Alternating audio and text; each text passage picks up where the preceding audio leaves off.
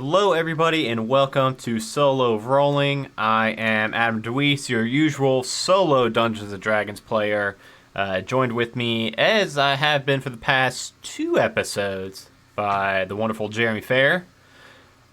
And today, we will be continuing our trek down the Solo Skirmish Cult of the Mol'goroz, which is by Paul Bimler, and it is 5 solo quests that are a little bit shorter in nature than the usual one-shots that I play on this show. Well, they're usually, or supposed to be. Jeremy and I have only been able to do 1 per episode so far. We're going to try to break that train. We are going to try to do 2 tonight, which, Jeremy, I just realized means we'll have to level up midstream, but that shouldn't take too long. Yeah, it's not hard. I just get extra attack and some more spells. Yeah, I will get access to the 3rd level spell slot, I believe, which I mean I will then pick a spell. But before we get into it and start the recap, while we let a couple more people join the stream, boy, I really wish my newer webcam worked, because for some reason on this stream I look so pale with this older webcam now. So before we get started, a couple announcements. Next week's a really big week for the Majestic Goose Network, and that is because we're going to have 2 new podcasts dropping. We've got Lore and Pour dropping on Mondays, which is like Drunk History meets Dungeons & Dragons lore with rotating guests. It's very fun. You can check that out. The chat bot will be dropping the link to that. You can find it on wherever you find podcasts now. And right now it's just an extended trailer, but make sure you subscribe so you don't miss that coming out on Monday. And I'll let Jeremy talk about our other big release next week, because it's kind of his baby. Yeah, so next week on this upcoming Thursday, so 1 week from today, the first episode of Eclipse will be dropping on everywhere you can get your podcasts, Apple, Spotify, anything you can think of. And what Eclipse is a D&D 5th edition actual play podcast, except it's in space. So it's kind of like a sci-fi, fantasy, horror type thing. It is loosely based on the Spelljammer lore, but it actually takes place about 120 years into the future from Spelljammer. So, or not from Spelljammer, but 120 years in the future from the current, like, Forgotten Realms canon. So it's pretty cool. So, there's like lore attached to everything you might know from, any of the campaigns you've played in the past, but it's also something brand new. And I mean, with all the planets and asteroids and all these different places you can explore in the galaxy, I mean, like, we can basically do anything we want, and we're going to have a lot of fun with it. That first episode sounds really, really good. It's been very hard to not just like release it already, because it's like so exciting, but 1 week from today, that'll be available. Yeah. And you can actually check out an episode 0 right now, it just gives like a nice overview of kind of the background, the history, and the lore of Eclipse. So go look up Eclipse, a Dungeons & Dragons podcast, anywhere that you like to get podcasts. Speaking of being able to do a lot of different things with it and being very flexible, one of the things we're going to be able to do with it is we're going to be able to do a one-shot Onslaught spinoff. It's going to be the cast from that show with me as the DM, just running through a DM's Guild one-shot, and it's going to be a lot of fun. We're recording that this coming Saturday. It should be not the next one-shot Onslaught release, because that's going to be the finale to The Came from the Deep, but it will be the following one. And also for one-shot Onslaught, we have got a new logo that we're in the works currently, and we should be releasing and showing the new branding off next week. So next week's going to be a really big one. Very excited. Cannot wait for all those shows to get out there. Super pumped for that. And super pumped for me and Jeremy to knock out 2 quests tonight, because we are going to destroy this thing. So if you missed the last 2 episodes, I think there's only been 2 episodes of this, Solo Skirmish. It's a little bit different than one-shot or than solo rolling usually is. It's kind of like D&D meets board game meets choose your own adventure book, where this one you don't actually make choices like that in the general sense of solo adventures, where usually we'll get to pick, hey, do I want to go this path, this path? This one's more of you roll on random tables, random things happen to you, and you got to collect quest points to progress in the quest, and then eventually, once you get to the third tier in the quest, you fight a boss fight, and you either die or you win. So far, Jeremy and I have won all of those fights, and we've got 2 more to go, and they're loosely connected, so I am going to do a quick recap by pulling up the sheet first, because I will need that. So quest 1, we were in a town, got approached by a group of monks that wanted us to go to a temple, kill some fiends that had overrun the place. So we did. We went there, killed them all. Found out that there was like some kind of weird summoning going on. Next quest, we found out about the villainous orc Krond Vikirk. Was defeated, and his army of goblinoid mercenaries was scattered across the realms, but one of his lieutenants, Tarek the Ruthless, had fled north, leaving a trail of blood in his wake. And I think no, we did. Okay, so this is the one 2 ago where we tracked him down and we killed him, Tarek, in his town. So Jeremy, I was confusing this one with last week's. Mm-hmm. We've actually done 3 of these, and this was 2 weeks ago. So we've tracked down Tarek, killed him, found out that he was he had some of that summoning papers on him, or scrolls or something. Mm-hmm. So we got one of those scrolls. Yeah, so we got it, investigated a little bit more, got to this city, Mazmimber. I think that's pretty close. To find the sorceress Shardaz, to have her tell us about this document we retrieved from Tarek. And she was supposed to be the one that could decipher it, let us know what these goblins and orcs are up to. We get to the abandoned wizard's tower, and of course, Jeremy, it was ramshackled, run down. There was fiends in there. And we killed them. They were flying and invisible. And what happened after we killed them, though? Of course, they transformed, and there was some more, demon imps. This is a quest reward, and read entry 12. Here it is. We will read the entry to take us right into this next quest. So you find the mage in a cupboard, where she has locked herself away. It takes almost an hour to convince her that you are not some illusion crafted by the fiend. Finally, she emerges, looking around fearfully, and we tell her it's all right. We ask who all knows about this black summoning ritual, and we find out about the Cult of Mol'goroz. She had helped them a little bit because they threatened her family. So we say, where's this cult at? They're everywhere. That's not super helpful, Shardaz. Thanks for that. The only people I can think that might know something are the Zenitarum. Okay, cool. And then we said we'll go to these people, and we were supposed to get magic items. We probably did. And yeah, so we're going to go find these people to find out where this cult is, and we're going to kill this cult, I guess. Jeremy, how was that recap? Was it everything you had hoped for?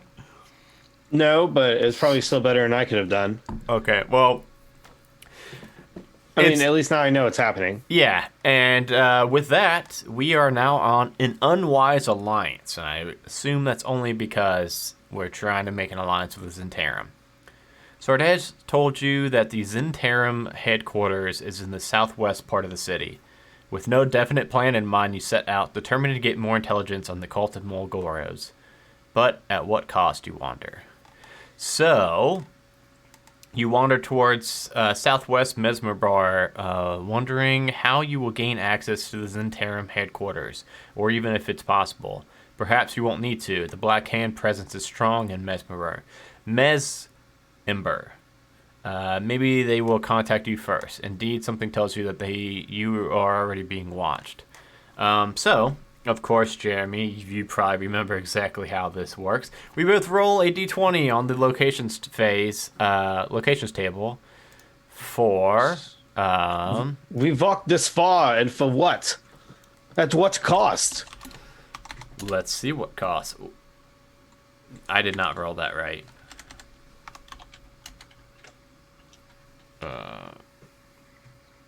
Well, I got a 10 and you got a 12. So let's do... I got an invent Shadow Whisper. So while we're walking in the streets towards this headquarters...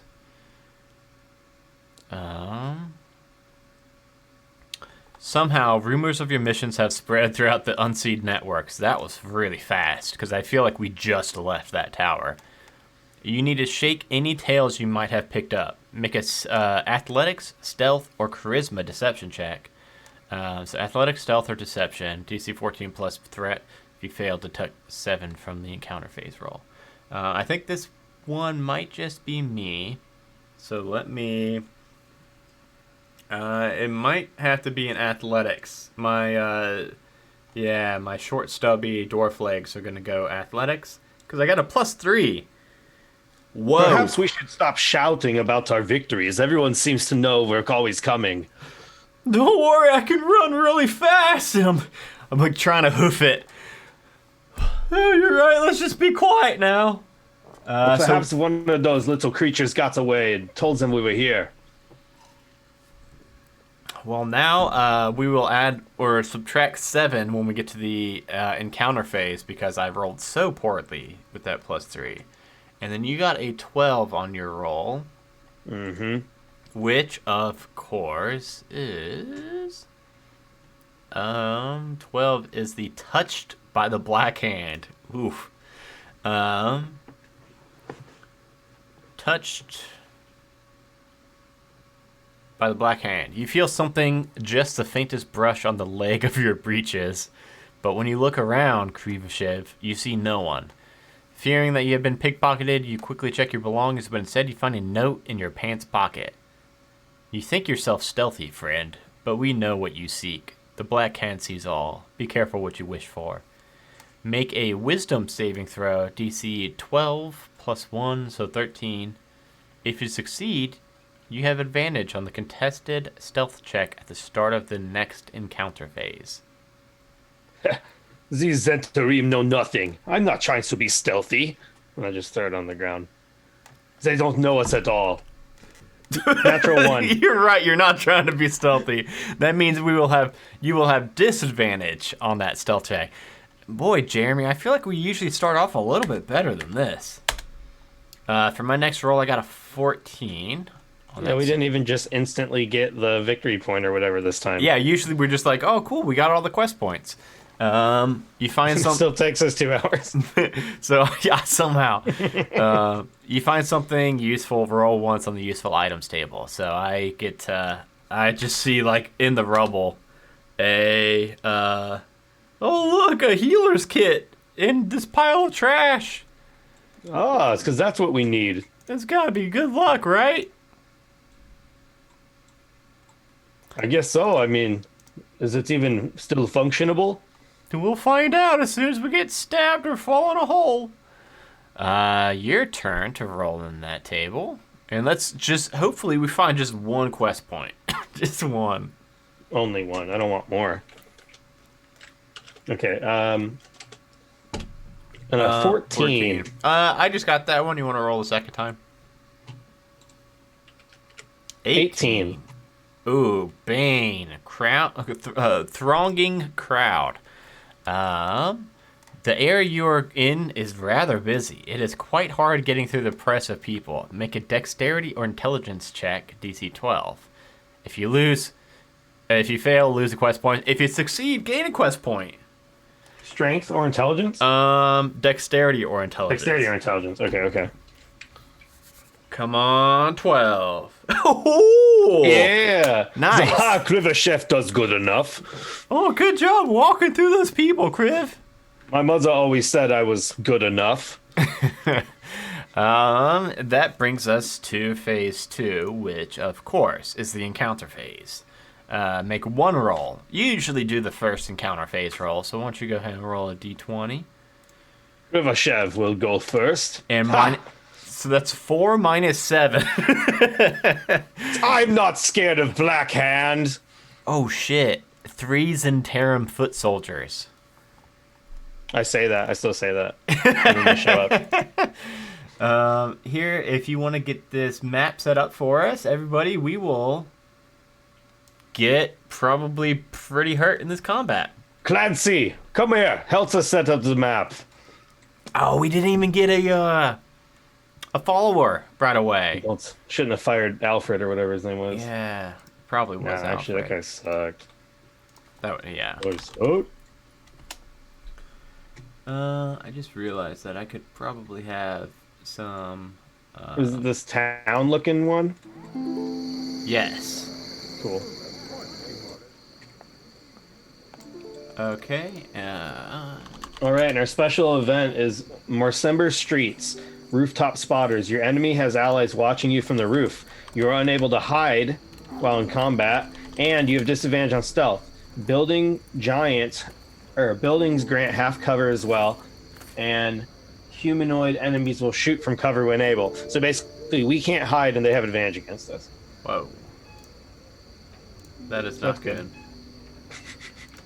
I'm trying to find these. In other news, everything's ready. Okay, everything's ready. I'll go ahead and roll my initiative and then find theirs.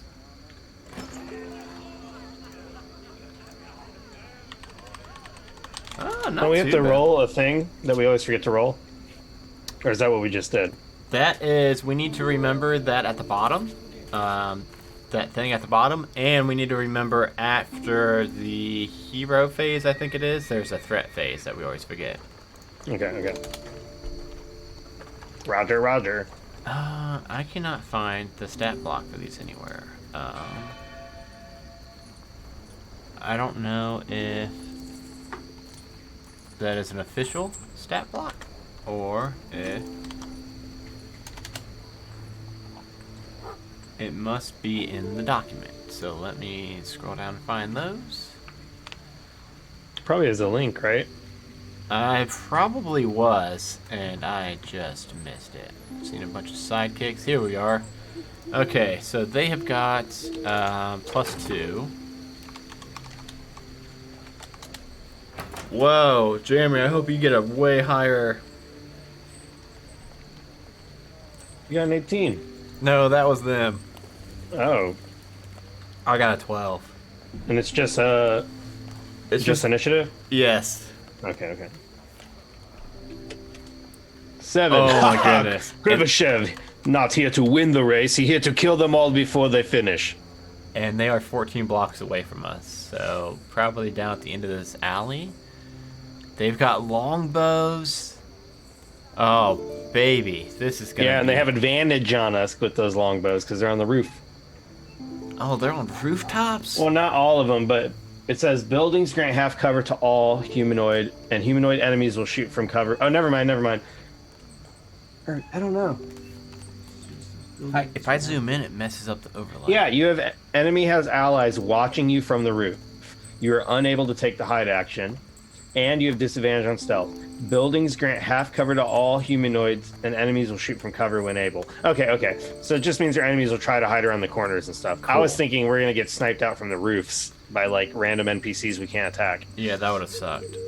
It's just like every other turn, make a dexterity check or take this much damage. Ooh, that's a good idea for my next whatever. Well, it's their turn first, so let's see if there's 3 of them. So they're what? Some Sendarim? Yeah, so just like some kind of like archers. And they'd be 14 blocks away, so they'd probably be scattered around like this. Probably be something by this wagon, this water, this well, maybe one right here. And I guess they'd probably want to stay back, stay in cover, and just pepper us with these longbows. So I'll do. I'm gonna roll D2, and I'll be number 1, you be number 2, and whichever it rolls, that person will get hit by 2. So 2 of them are gonna shoot at you, Kriv. Unfortunately, sorry. I'll do mine first. So a 7 hit me. I see it coming from a mile away. Just raise my shield and brush it off. Yeah, I mean, we're like next to each other, right? Yes. So it doesn't hit you? Nope, and I don't think Nope, you got okay. hit either. It was a 7, Okay, cool. a 15, and a 9. Is there No, like I'm good. firing these shots off? I got at it. 18. My shield's just like, ping. Well, shoot. Now it comes to me, and I just... I feel like this is actually going to be a pretty tough one tonight. Yeah, but they all have advantage, don't they? Because they're in half cover. Yeah. Or does that just give us disadvantage against them? I've realized my players don't utilize cover very much. I never do either, and nobody ever plays with us, so I always forget. It's like half cover grants like a specific amount of AC. Half cover is +2 bonus AC and to dexterity saving throws. 3/4 is +5 to AC and dexterity saving Full throws. cover, you can't target them at all. Target with total. I mean, that's a big one. If you were half cover, a quarter cover, and then a fireball, you get +5 to that dodge. Yeah. Okay. Well. So that makes really it's just really hard to hit them. Yeah, that's true. That's fine. Krivishev walk up in their face, see them dodge this blade. I think I am going to... I'm looking at Spiritual Weapon. You create a floating spectral weapon within range that lasts for the duration, which is a minute. But it's only a bonus action, and I can when you cast a spell, you can make a melee spell attack against a creature within 5 feet. On a hit, it takes... on a bonus action, you can move the weapon up to 2 feet and repeat the attack against a creature within 5 feet of it. So it's kind of like, if we're going to get up close and personal on these, it would be good to use that and have like a permanent thing. But I think for now, the one that's standing straight smack dab in the middle of the street, I'm going to hurl a guiding bolt at it and hope that for once Jake is able to finally hit somebody with this, because this does so much damage if it does. 16. So it's the one that shot the arrow at me, and that's with their cover. Well, I was shooting at the one in the middle. Okay. But even if it wasn't, it would still hit his armor class because it's only +2, right? Yeah. Yes. Well, no, yeah, their armor class is only 13, and I rolled a 16. Okay. So even, but just for the sake of looks, I'm targeting this one like looks like it's standing right down the path from us.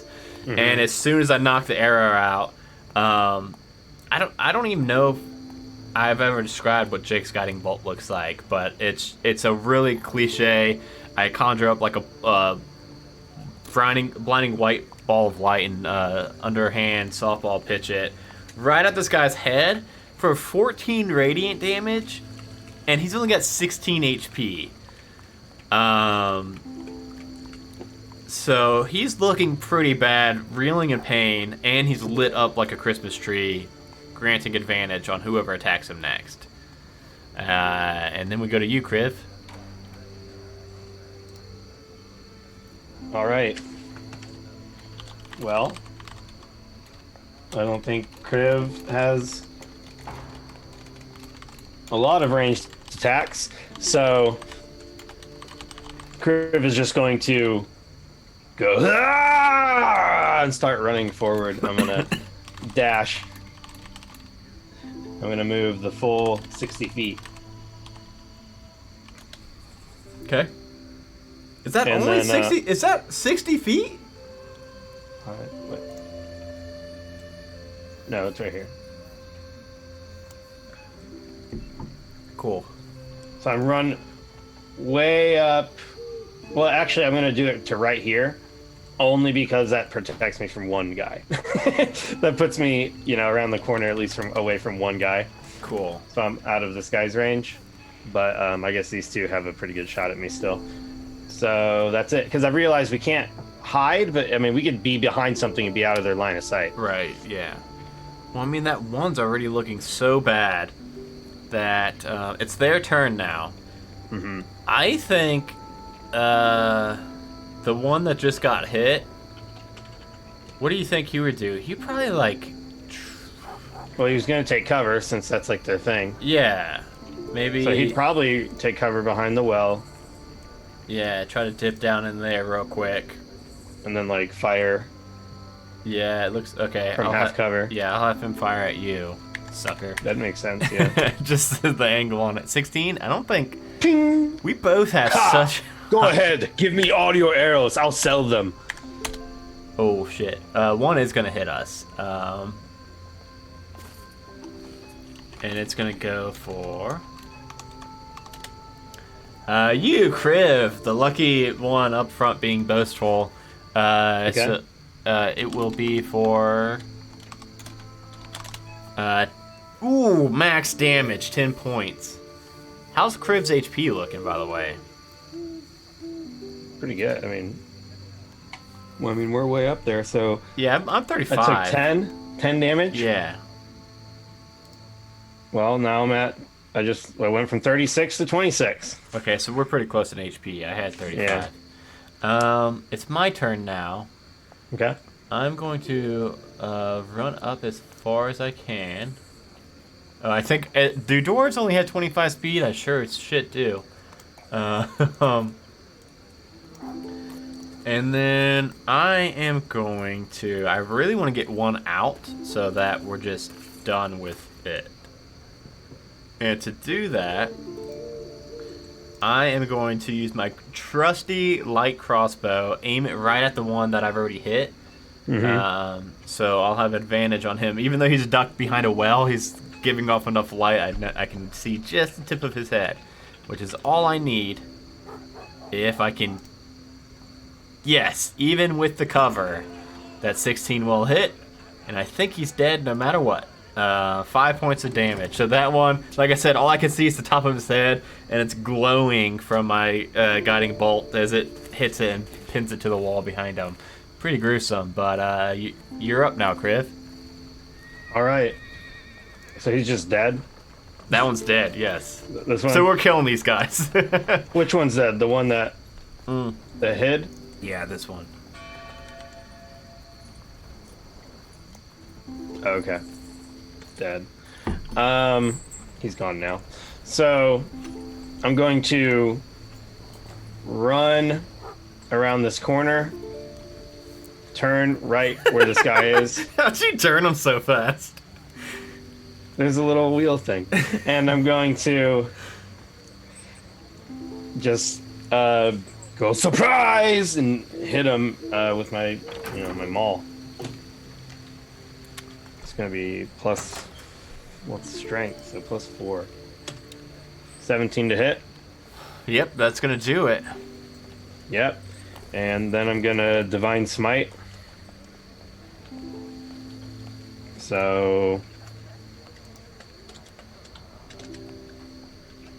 we have this much damage plus 2d8. Oh man, that Oh, come on. That was only one. That was only one. I rolled 1d28 and I rolled a 1. That's some shit luck right there. 8. Oh, damn, 18. That's going to do it. You only had 16. 19 damage, actually. I get plus 1 for some reason. I have it written down. I don't know why. Why was I afraid of these guys? I don't know. Boom! I just, knocked this guy's skull in and he just drops. There's one left, and I guess these things fight to the death. It doesn't say otherwise. I'm just going to turn around and be like, "Oh, you're next! You better jump in that well to be quick or death." He's going to pop a shot off at you before circling around and trying to get the advantage with his cover again. 6. These things are... See, sometimes Roll20 is on our side. Sometimes it fucking hates us. I killed the guy, and I hear the guy behind me, so I spin around and block the air with the other body of the guy that just died, and then I drop it. It sprouts from its chest. My turn now. Now I'm thinking, why the hell did I even use a spell slot? Because now I definitely don't want to use a spell slot. So I really, I don't think my little dwarf legs can't make it to him. So I'm going to keep running up. In chat, he said, if you burn the whole town down, there's no reason for these raiders to stay here. That's right. That is probably plan D. Plan D. So, I can't reach with my Warhammer, and I just got a pretty gnarly headshot with my crossbow, so I'm feeling pretty good. So I stand up on my tippy toes and fire a shot off. Natural 20. Yeah, I think that's gonna hit this dude.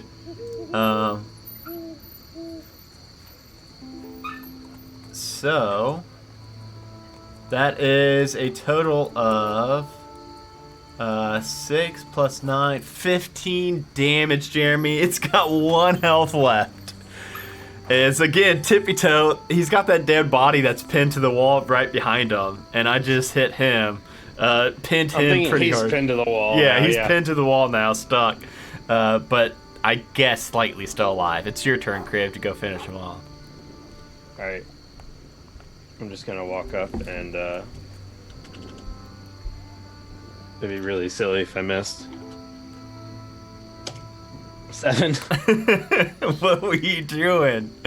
You got cocky, Crib. I'm going to use my bonus action to make an offhand attack with my fist to deal 1 point of damage. Oh, yes. Kill him with a punch? 5. I'm like, ugh. And I just punch the wall next to him. Give me a reason to let you live. Try to play it off. Well, I think... I really got like a cramp in my shoulder right when I was about to punch him. I was like, ah! Oh, Jeremy. These things were supposed to have been making 2 bow attacks every turn. That would have been a lot harder. Yeah, maybe if they could hit us more than once. That is true. But now that you're up on it, it's going to draw its sword and while stuck to the wall try to stab you twice. Okay. Maybe give him 4, I don't care. You can try all you want. Don't say that on a natural 20, dude! Bring it here. And I am immune 18. to your I am immune. Do you have... How much armor class you got? 18. He hit you both of them, one of which was a crit. We got 2 Crocky. We got 2 Crocky and Cocky. Crocky! He's got me! He stuck me with the pointy end! I'm just gonna roll all the damage at once. Arrogance is a virtue. Crocky! Ah! You little bastard! Alright, that's a different voice. Shit. Oh, it's a bastard! He stabbed me!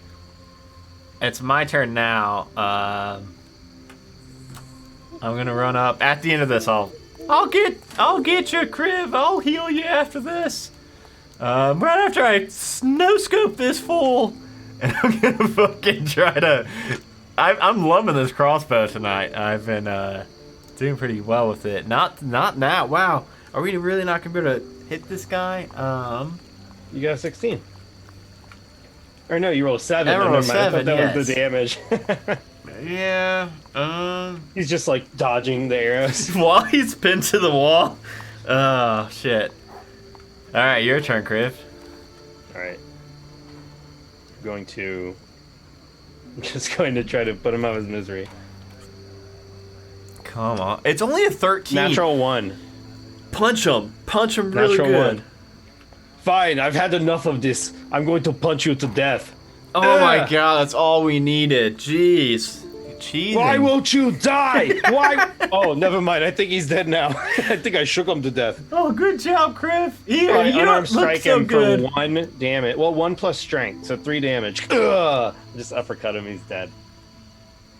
Death by uppercut. Well, I'm gonna heal The you. fool.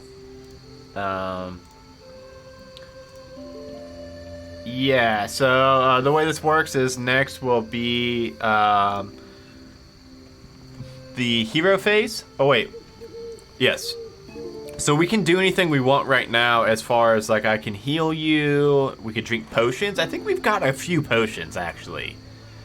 Can we use our spells and stuff? Yeah, we can use spells and stuff So before we're just out of combat. Yeah, Okay. we're out of combat before we go down to the hero phase where we can start gathering stuff. Which, by the way, Jeremy, this one was supposed to be a harder fight. We did pretty good.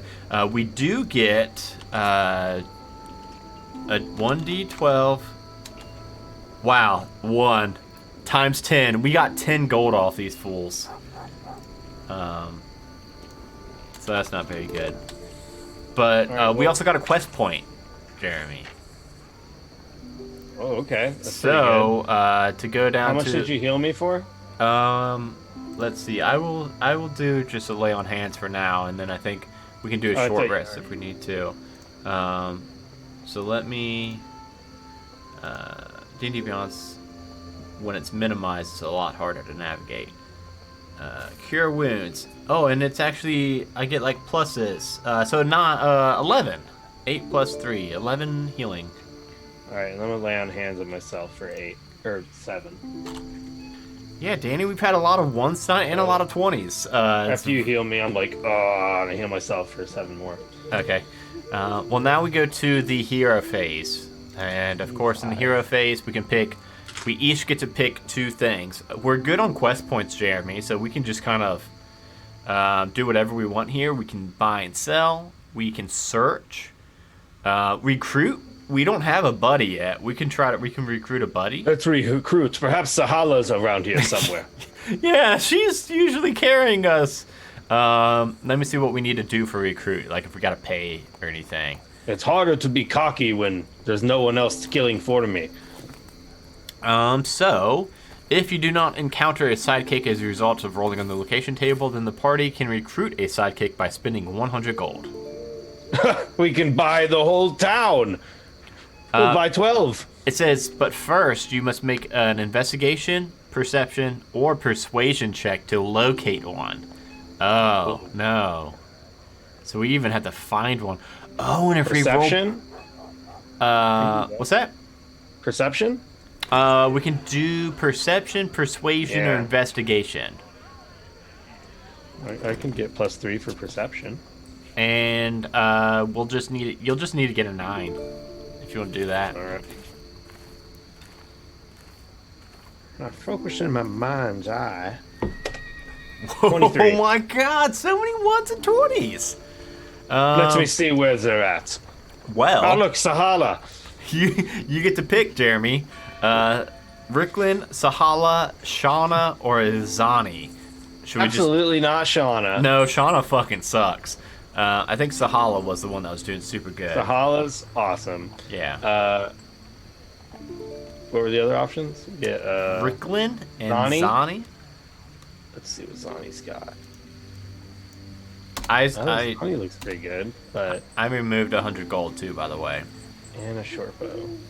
And deflect. Zani seems pretty good. Healing, monk, short bow, deflect missiles, step of the wind. That could be fun. All right, Zani. Oh, what about that monk? I bet she'll. She looks like she would join the party for the right price.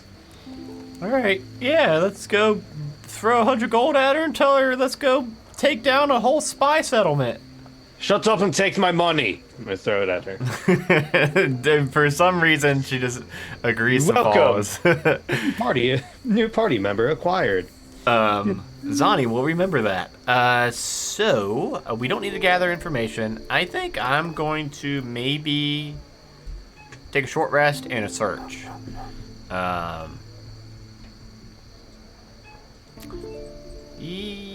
Wait, why would I even need a short rest? I literally don't need a short rest for anything. Never mind on the short rest.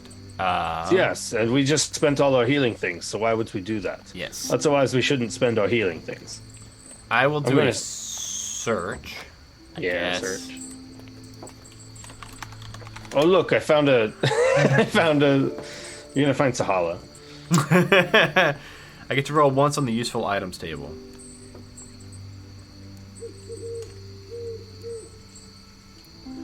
Come on, where you at? A 20! Which means I get to roll on the awesomes table. If I roll another 20, I get to roll on the epics items table. And if you roll another 20... I got a 9. A pole of collapsing. We've got a collapsing pole now, Jeremy. Cool. That's gonna save us. I guarantee that plays a huge role in this. You get to the final thing, it's like, if you have the pole of collapsing, you get to skip this boss fight. You win.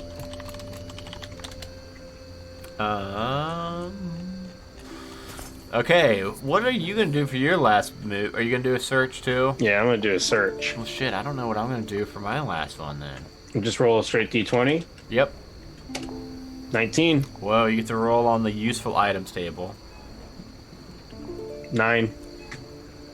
Is that a fucking pole? No, that's not a pole of collapsing. A pole of exploding. Oh, even better. No, that's navigations tools. Cool, man. We need to like fly an airplane. Navigation tools? Yes.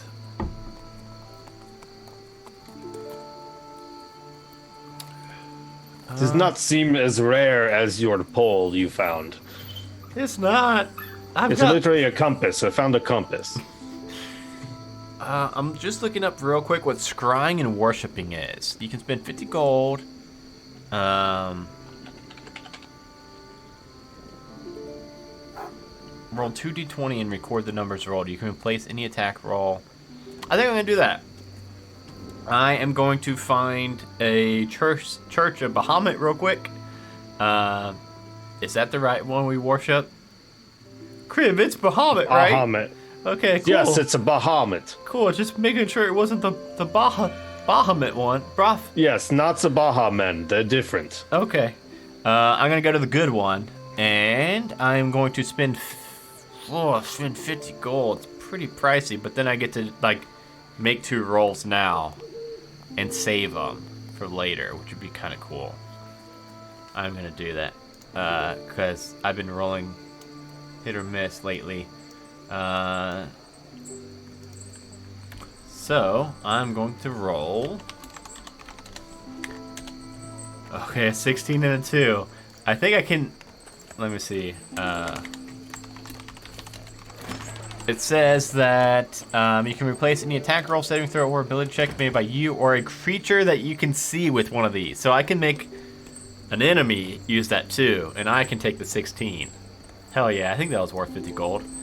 Now, let's jump on down to... This is the phase we always skip, Jeremy, and by that I mean me. The threat phase. Advance the threat tracker by 1, so now we're on 2. And read the associated event. So we are now on threat 2. After wandering most of the day, you discovered little. Well, I beg to differ. We got 2 quest points. Just as you are about to give up your search, you are pulled into an alleyway. The face of a sneering assassin comes close. His breath is rancid. "My master send this message, fools," he hisses. "If you wish for the Black Hand's assistance, be at the Mage's Library across the street from the Masked Moorfolks Club at 8 this night. Do not be late." When you are able, spend 2 quest points during the threat phase to advance to the Mage's Library location. And if you can't do it this round, you get the code word tardy, but we can because we've got both our quest points. So we are not late. We make it at 8 o'clock to the Mage's Library. Following the instructions given to you, you arrive at the library on time. In a black aisle amongst rows of ancient tomes, you find a seated character who faces is concealed under a hood. He is attended by 2 sentry-like warriors who stand motionless either side of him. "Sit down, friend," comes a raspy voice from under the hood. "You seek information, I'm told. Perhaps we can negotiate." This is a deadly alliance you are courting here, but you see no other way to glean information of the elusive Cult of Mol'goroz. Still, you weigh every word carefully, aware that you saying the wrong thing could get you killed. We did not have the code word tardy. This is quite dangerous, but I see no other way to find the information about the dangerous cult of Mol'goroz or whatever. Yeah, I agree. And Mol'goroz. So encounter, there is no encounter phase for this, but location table? Are we still doing location? So this is called the here, I can pop the map up there because if a fight pops out. Yep, it looks like we're a little tardy to the situation. There's a map for you while I find the table for us. Mage's Library. Here it is. Oh, so we are still going to be doing the D20. So while you get that map set up, I'm going to do my D20 of a 10. Late fees.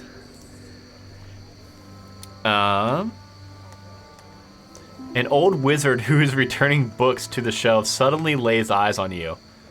Oh, it's you! He immediately comes over. When are you going to return all the books you have out, scallywag? By my count, it's a dozen or more. You owe us fees now? You've had all those books out so long? You suspect this old coot might be a bit senile. He's obviously got the wrong person, or does he? Perhaps you are the type of person who would keep books out too late. Either way, you need to either make a persuasion check or pay 15 gold. Okay, I'll make a persuasion check and try to tell him, I'm telling you, you got the wrong dwarf. My name's Jake from State Farm. Let's see, persuasion, I think it was. Why do I have a +0 persuasion? It's good enough, though. He buys it. Oh, so sorry, Jake. Must have got you confused with another dwarf. So he wanders away. Jeremy, if you want to do your D20, your first location thing. All right. 13. Lucky 13. 13, of course, is Toppling Shelves. It's a trap, of course. Someone bumps into some large, overladen shelves which begin to topple over, raining a multitude of books down on you, and you must act fast to get out of the way. So you have to make a DC 15 Dex saving throw or take 2d4 bludgeoning damage, Jeremy. Are we in the library? Yeah. So where? Like right here? Yeah. And we're chatting with the creepy guy. So I guess, like, the bookshelf is just by you. And, I'm like, yeah, so I like bump it with my elbow or something. yeah, and it comes just on you. Like, everybody else is just outside of the reach of that one. I take how much damage? You make a 15 Dex save first, and if you fail that, you take 2d4.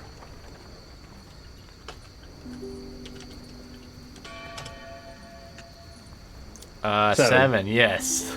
So that will be... Oh, that's a big bookshelf. Whoa, you okay, Criff? Criff! These books are made of stone or something. That's a lawsuit waiting to happen, I tell you what. Yes, it's a very... Ow.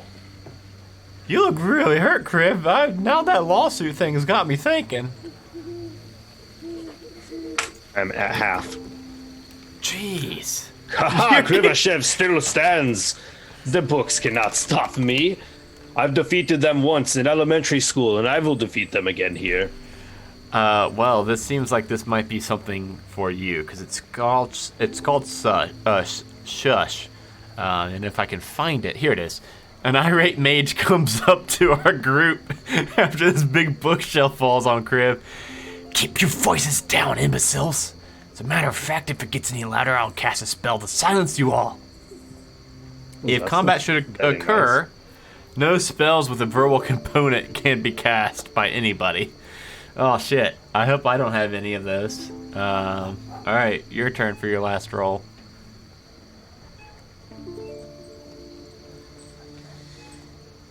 Hopefully it's not bad. 19. I mean, sounds good, doesn't it?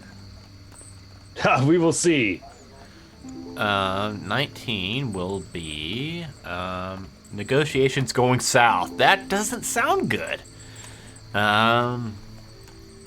Despite putting your best case forward in that you think it's a persuasive manner, the Zenitarum are far from convinced. It looks as though things are going rapidly out of control here. Make a DC 14 Charisma saving throw. If you fail... It is your fault and the book's fault. It is not my fault. I'm getting loud in the library. You're being rude. That's me trying to negotiate with them. Let's see how good it goes. We need a 14. It's a saving throw. Charisma saving throw. Are you or paladins? That's pretty good. +5, 15. Or 14. Well, that's cool. That's what the DC is. Woof. If you fail, you overstep your mark and anger them. They demand you prove your honor in combat. Haha. But no. There's a lot of stuff right here, so let me just kind of parse through this. That's only if combat happens.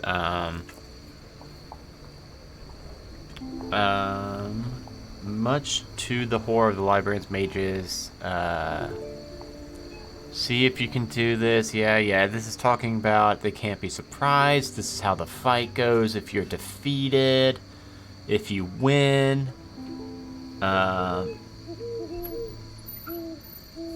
But continue to make location rolls if you have them left. If you get the result, negotiations going south, roll again.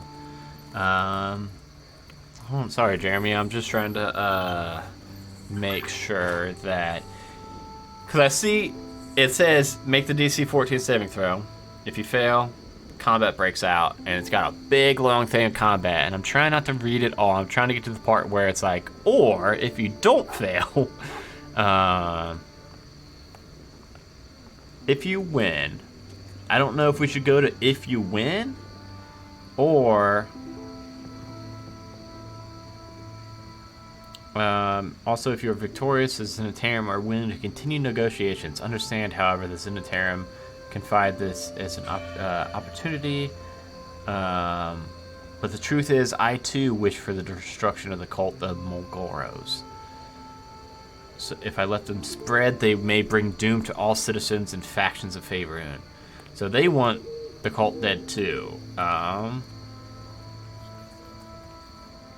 I think we're just good. I don't think the combat breaks out, and I think we're still here, though, Jeremy. Because it says continue to make location rolls. Which means... yeah, Danny, I really like that, too. I think that's really fun, that if you have combat break out in a library, nobody can do any verbal component stuff. So, Jeremy, I think that was the location phase. We both rolled twice, I believe. Or did you just roll... Yeah, because you had a bookshelf fall on you, too. Yeah. Okay, so then I think we go down to encounter phase, but there is no encounter phase here. So we go straight to hero phase.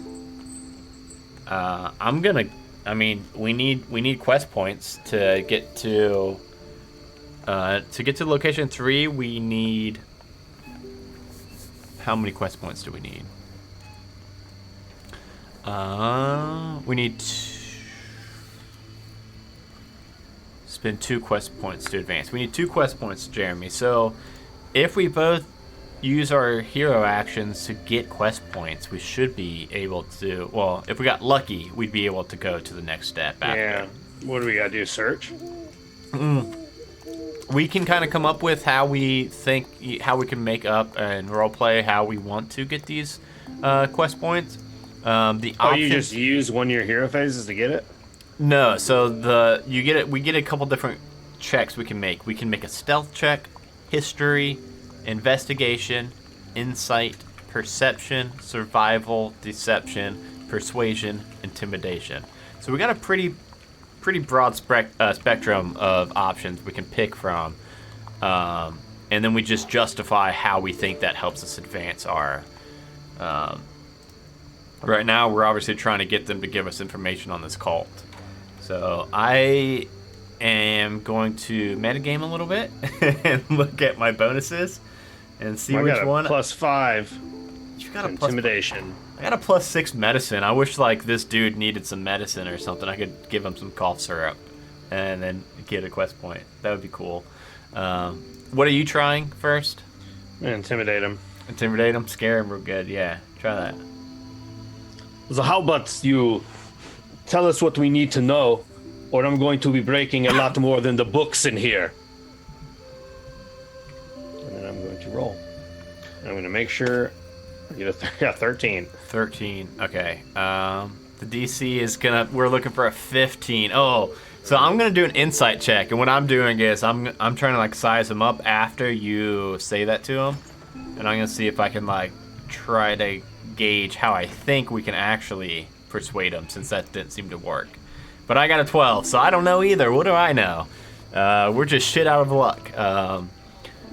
But however, that we still have 1 hero phase each.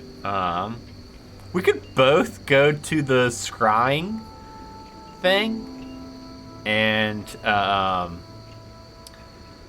pay 50 gold each for a quest point. We just buy them.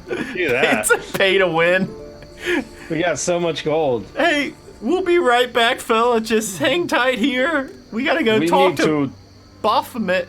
No, not Baphomet. Not Baphomet. The We're gonna Bahamut. We're gonna go talk to Bahamut. We'll be right back. Just hang here. Yes, we'll be back. Not Baphomet. No, Bahamut. no, we're not. We're not like that. So if you're in a settlement, which we are, you can spend 50 gold to visit a clairvoyant, or make a donation and worship at a local temple to receive a blessing.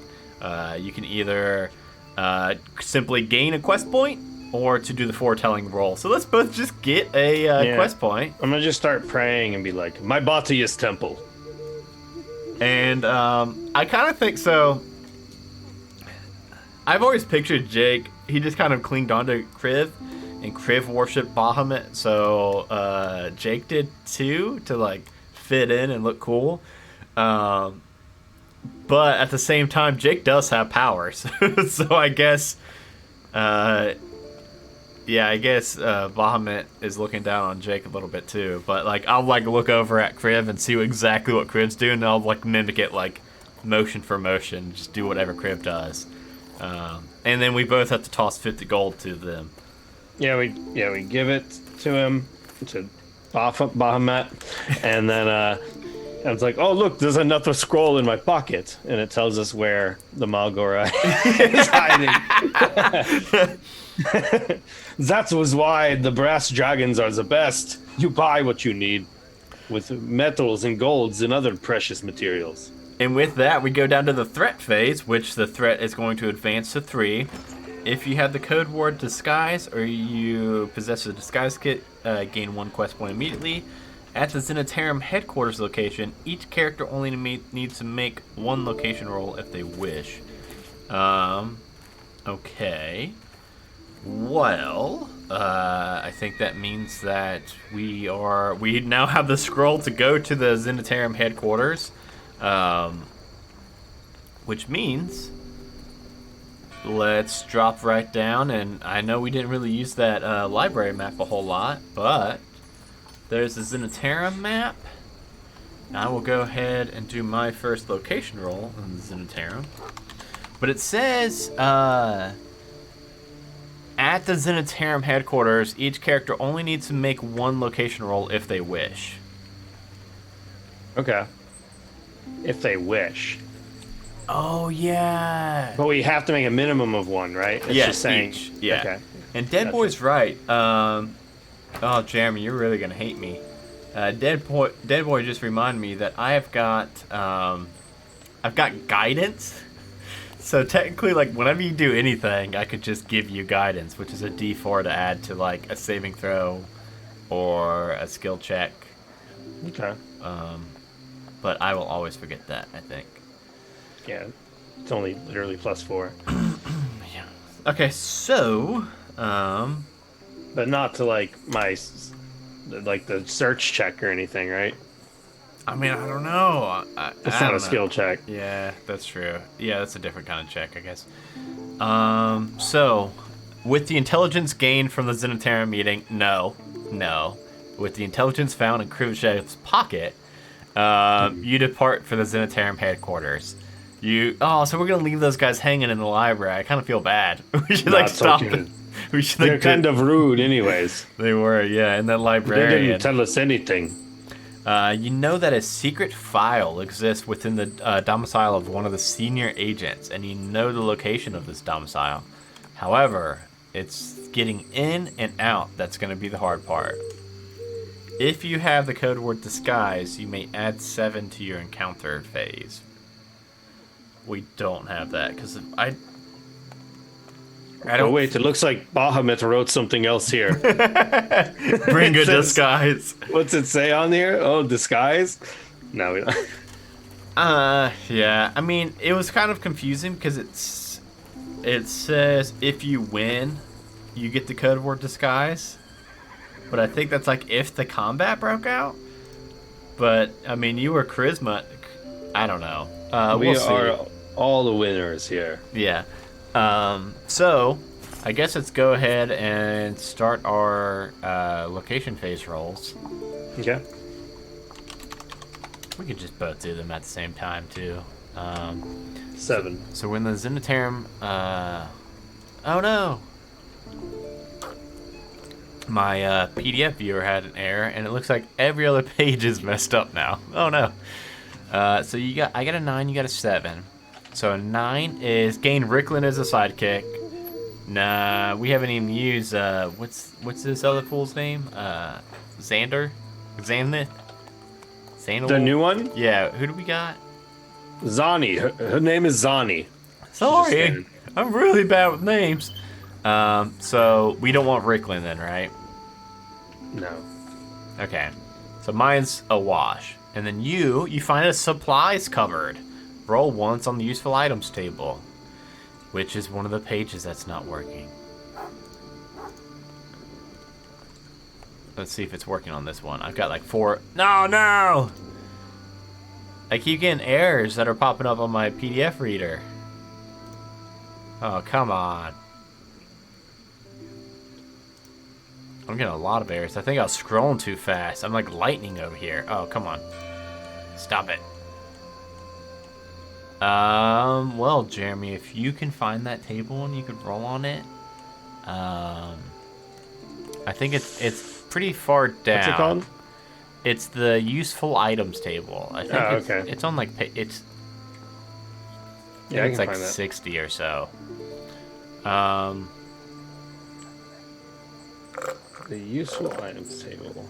I'm gonna go ahead and roll again. Okay. 14. Yeah, it's right here. So you want me to roll on it? Yeah. You found a cupboard. And you're just, A I guess, 1. Oh, look, vial of acid. Hey, that's actually pretty good. Reminds me of my college days. Hey, This kind of seems like a lot. yeah, that does seem like a lot. Hey, while I'm there, will you also look at 13 on that table? Because I got to add. I'm here. Because I found an armory. Hey, look, potion of healing. Oh shit! Yeah. We got a lot of potions of healing, and we got 2 vials of acid. We got 4 potions of healing. All right, you've got your last location phase. Roll. Okay. We only have to do 1, right? Yeah, you don't have to do another one if you don't want to, but I feel like we haven't really, gained a, we haven't gained a... 18. 18. Oh no, it's a Bane. Curse of Shar. And it's a blank page. What is going on? So page 31. Let me see. Oh my goodness. I think I'm going to have to relaunch this or something. Let me... Real quick, I guess I'm going to have to open it back up. But it's on page 31, your thing, if you want to try to pull it up before I can get back. Okay. Banes, 31. What's it called? Something Shar? Oh, Curse of Shar. The goddess of dark night and forgetfulness roams this area. You have unknowingly been touched by her malevolent energy. The player who rolled this result must make a charisma saving throw DC 13 plus current threat level. If you fail, you are under the effect of a level 1 Bane spell, but you will not be aware of this until your next combat. During your next combat, deduct 1d4 from all attacks and saving throws. You may repeat the saving throw at the end of each turn, ending the effect on a successful save. If the threat is advanced between now and next combat, the DC is raised from 13 to plus current threat. Okay. Alright, so you gotta make something now, or I think? I got the thing pulled back up. Dead Boy said that's what happens when you pay for quest points. Perhaps we should have purchased more extras, just in case. Okay, well, since we're in the headquarters, I always forget. Oh, dang. Whoa, Jeremy, we could have failed this quest. Wow. Impossible. We could no fail. we could have failed this really easy. Listen to this. So that was our location phase. Let's go ahead and I'll roll for the encounter phase real quick. But I was just reading ahead on the next threat threat thing. Boom, rolled a 17. So Any other roll, we die. no, that's not what would have beat us. But our threat's now up to, after the encounter phase, just the threat phase, right? Mm-hmm. So the threat goes up to 4. We Right. are in the Zenitarum headquarters now. But listen to this. When the threat hits 4, if you are already at the Zenitarum headquarters, go to victory. If not, you are discovered, your plan is thwarted, and you have failed this quest. So we would have literally just failed if we did not buy those quest points. Ha ha ha ha! Who's so selfish now? And we didn't We worked really, hard for that money. oh yeah, I know, and we didn't really even do anything, and I think we found the guy's house right here. What do you mean we didn't do anything? Years of devotion to my god and the payments every month. Never miss your tithes, or he will no longer answer your prayers. Okay, so it says, quest reward.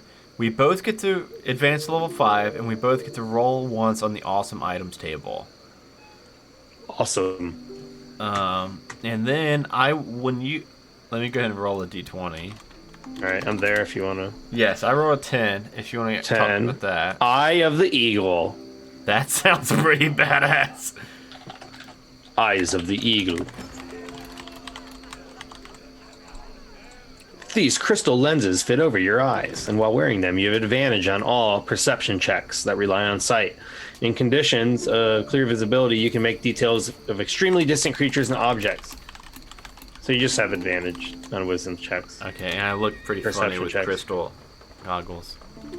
If it makes you feel better, I'll put these on. I put on my Eyes of Charming, which I'm pretty sure are like heart-shaped, like ruby glasses. Okay, well,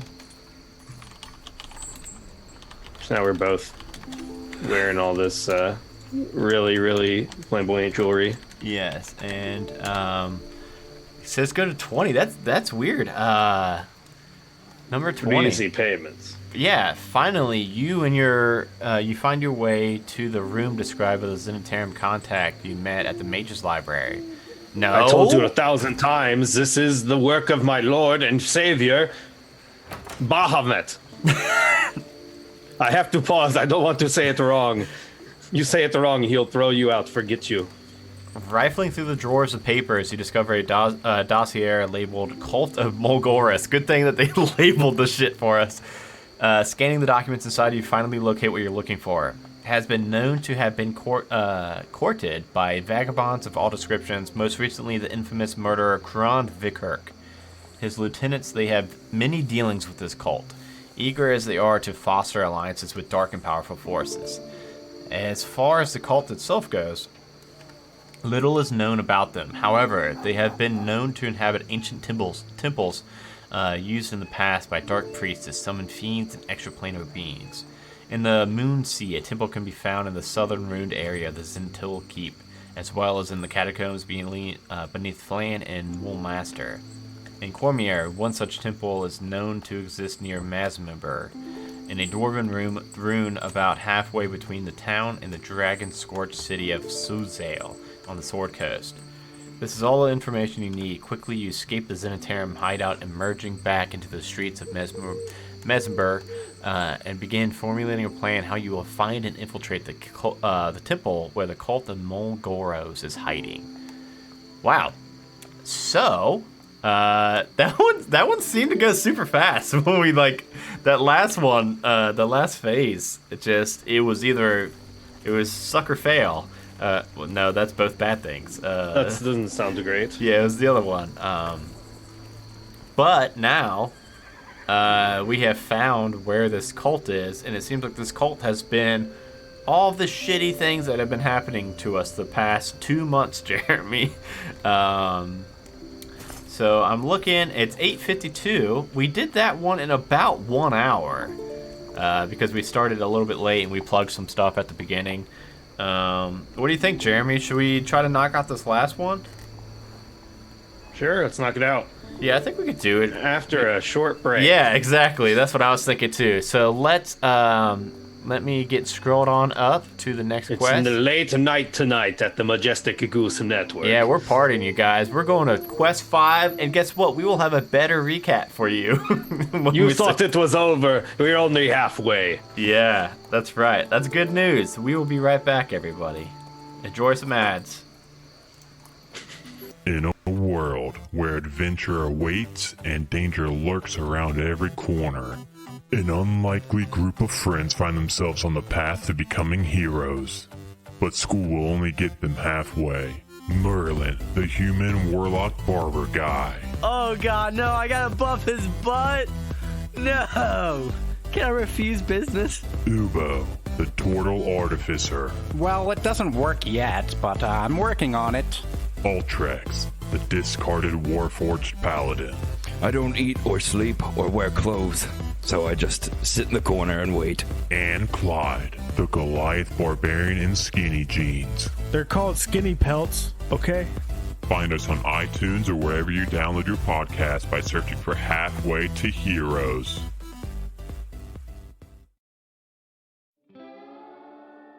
Yeehaw! Welcome everybody to Shitty Cowboys.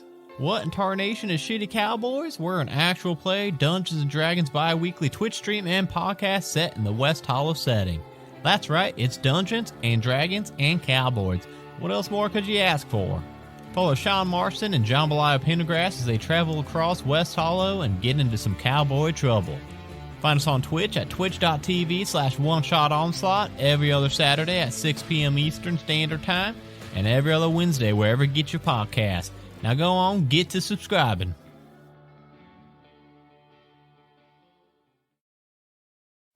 From the city that brought you Kentucky Fried Chicken comes Roll for Weird, a Monster of the Week actual play podcast.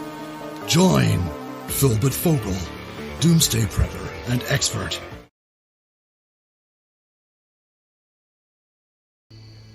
Hello.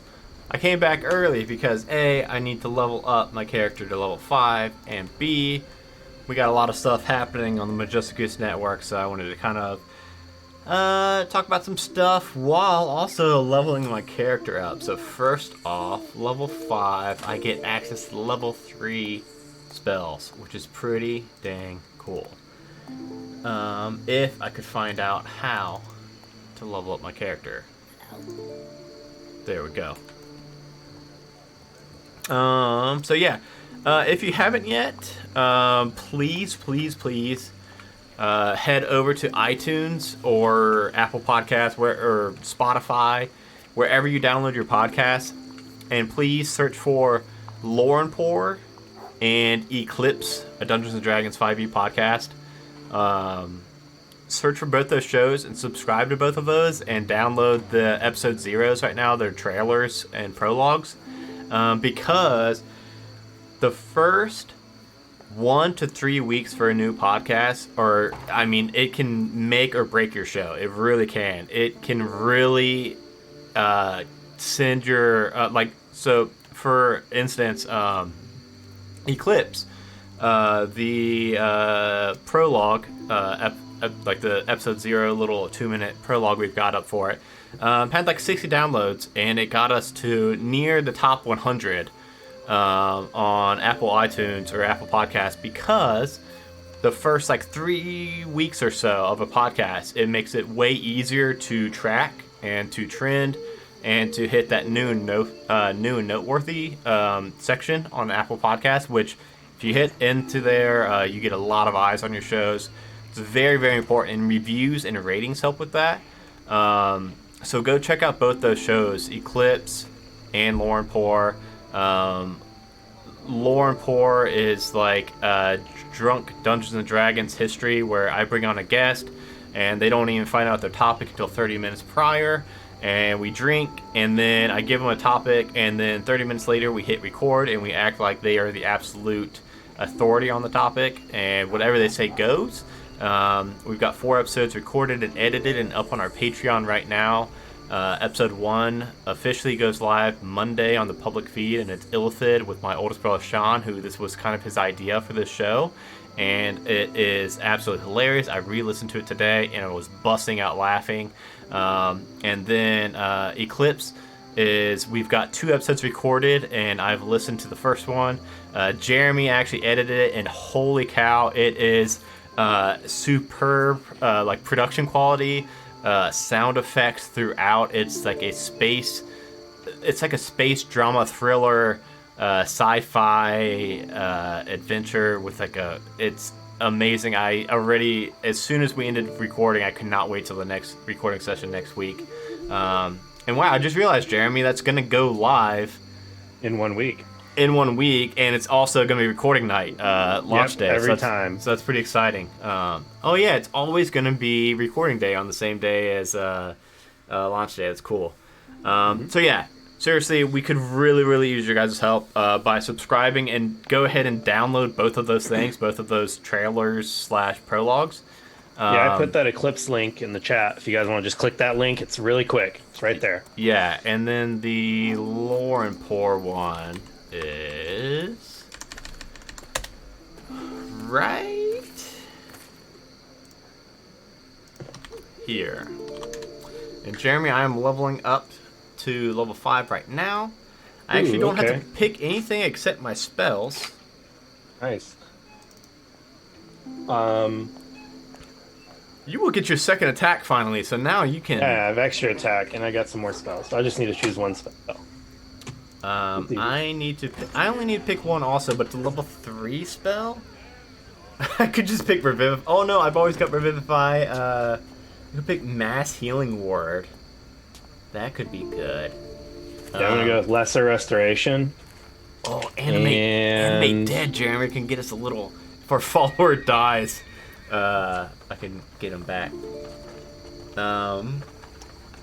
What do you think? Would you like me to have another heal or some more damage?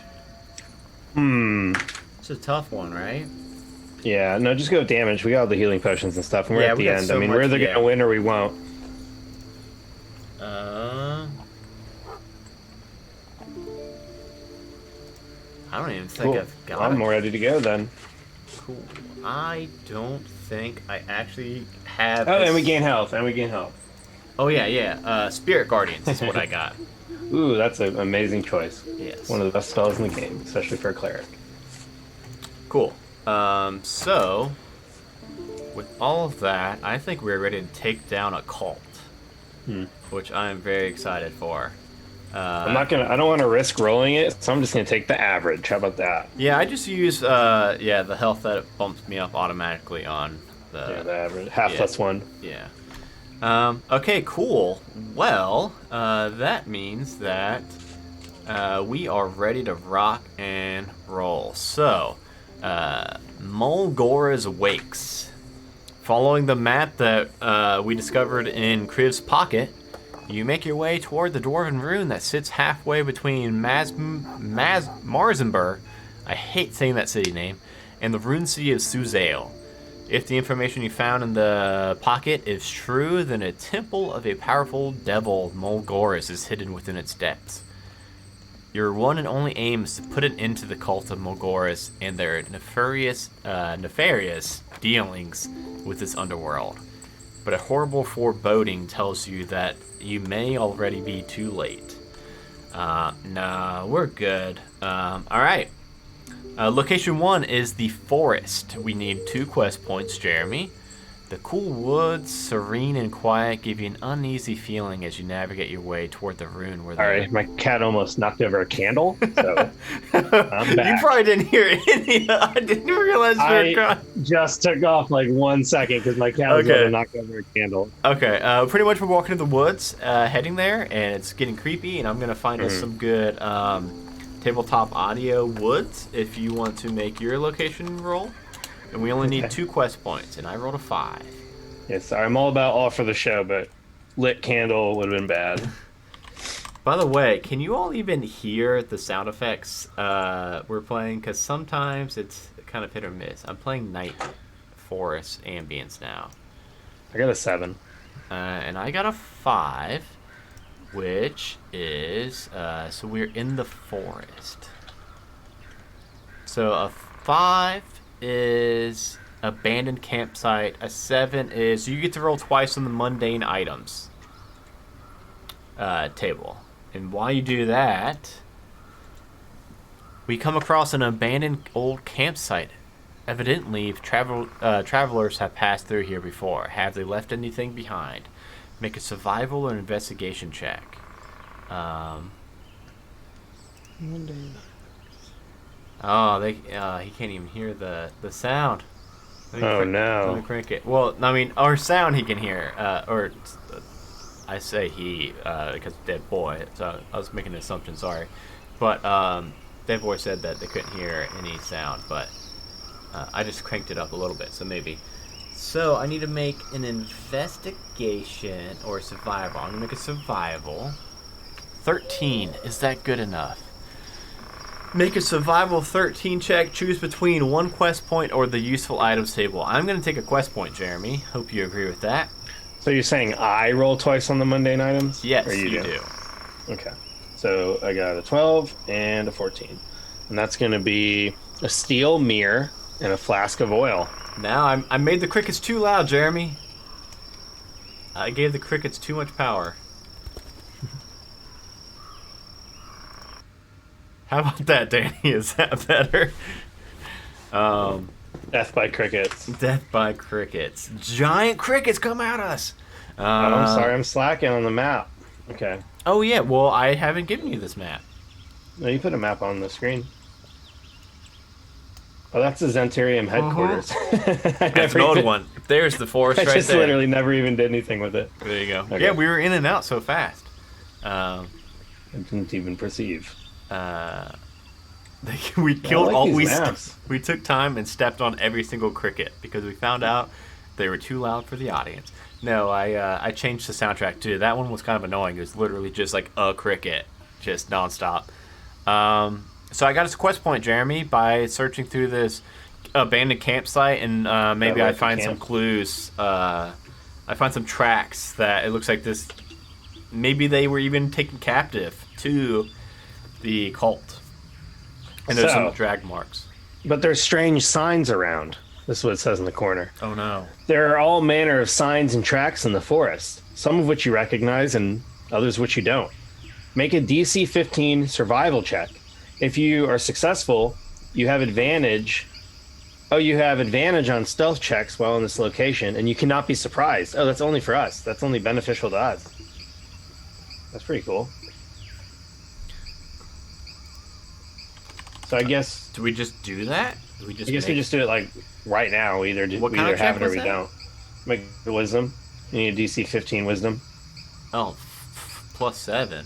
Oh no, that's my survival. So that actually should only be a... Well, it is a survival. It is survival. But, I mean... Oh, it's a survival? Yeah, it's a survival check. Well... that would actually only be +4. So that would be 3 less than that. So we both failed. But... Yeah. It's we're worth just it. normal We're trying. people. So now it's just normal, like we didn't read it. That's fine. Like we wouldn't have read it anyway. I rolled a 14 for my second location roll. I find something in the useful items table. So if you want to go ahead and do your second... Oh, a natural 20 I get to roll in the awesome items table. Come on, another nat 20. 14. Bag of tricks. Oh, you're already on it? Okay. Yeah. So I roll a d20 as well? Yes, please. For 19. 19. That always sounds good, but it's usually not. It's usually not on the location table. So 19 in the forest means... It means strange foliage. Strange foliage. That doesn't... I bet this is going to strangle us. I really hope it's not a shambling mound. You happen upon some odd bushes. Small orange berries grow on their gnarled branches. Any character can make an... it says any character can make a nature check. If successful, go somewhere. And if not, you may try a berry. But you don't have to. I rolled a 7. I don't know what these berries are, man. Crib, what are these? Zani, what do you make of this? You're any character. I don't think Zani's with us anymore. Oh no, I will always remember her. Yeah, we didn't even get to see her in action. She watched me get hit by books. We paid like 100 gold for her. She didn't do shit. It's okay. We paid the 100 gold to just walk through that whole town. Okay, so what do I roll? A nature check, and then depending on if you find out these berries or not, we can still make the choice to eat one if we want. I got a 4. 6 minus 2. 6 minus 2? Why did you have a minus 2? Because int is my dump stat. You want to try one or no? That's why I'm just walking around doing dumb stuff, because he's not very smart. You want to eat a berry, Crib? I mean, it seems the only way we get through this, plus I'm immune to disease. What's the worst that could happen? Yeah, you eat one. Let me know how that goes. As a child, I would eat anything I saw. That's how I got so strong. Well, it says cautiously you try to eat a berry. I don't think it's cautiously. I think it's wholeheartedly and enthusiastically you try one berry and wait a little while. You feel slightly invigorated, realizing that the berries have healing properties. You gather as many as you can. You are able to gather 1d8 plus 8 berries, and the berries can be consumed as a bonus action and restore 1 hit point each. Good call, Kriv. You found some good berries. Finally. 1d8 plus 8? Yeah, do you want to roll it? I don't care. Or you? Yeah, you roll. You're the ones that... Well, you're the DM. You have the hacked whatever, so it always rolls good. Yeah, that's true. Let's see if it rolls good. 16 it maxed out. It rolled max. Oh. Wow, that's pretty good. 16 points of healing we could do. Okay, that was the last... Plus we have all the healing things. Yeah, we got... Oh my god. We really min-maxed these characters pretty good, didn't we? I mean, I didn't... Maybe. I mean, I tried to make them pretty strong, but I didn't, like, really focus, you know? I didn't, like, look it up or anything. I just kind of... Yeah. Well... Probably could have been a little better. It is now encounter time. You want to roll on the counter table? I did the last one, so we'll swap it. All right. I'm going to roll this encounter. Just 1d20. 2. Great. That's always gonna be bad. Always good. 1 hobgoblin captain and an ogre. But we beat this. We get enough quest points to go on to the next phase. So I guess it's good. It's good for a Krivashed. Come face me in combat. Okay. While I pull up their stats, would you like to add a hobgoblin captain and a yeah, and we're like in the camp. So we're in the middle, and they're coming from the side. Yeah. Sighting.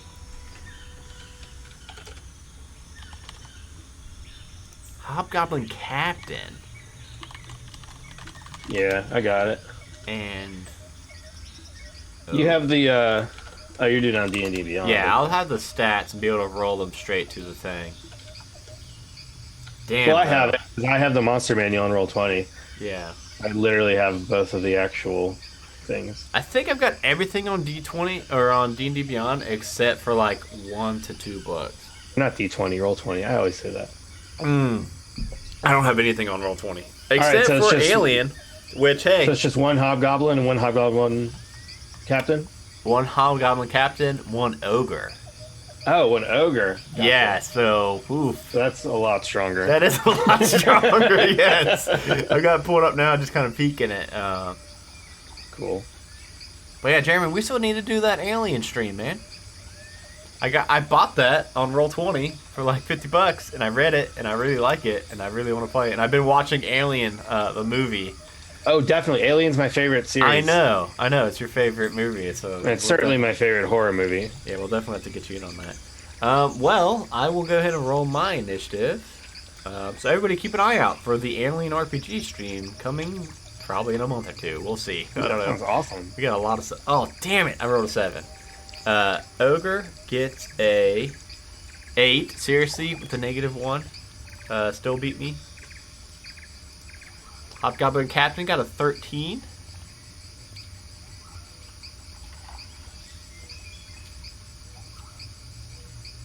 Not bad, not bad, not bad. And Kriv got a 19. Cool, Kriv, kick things off.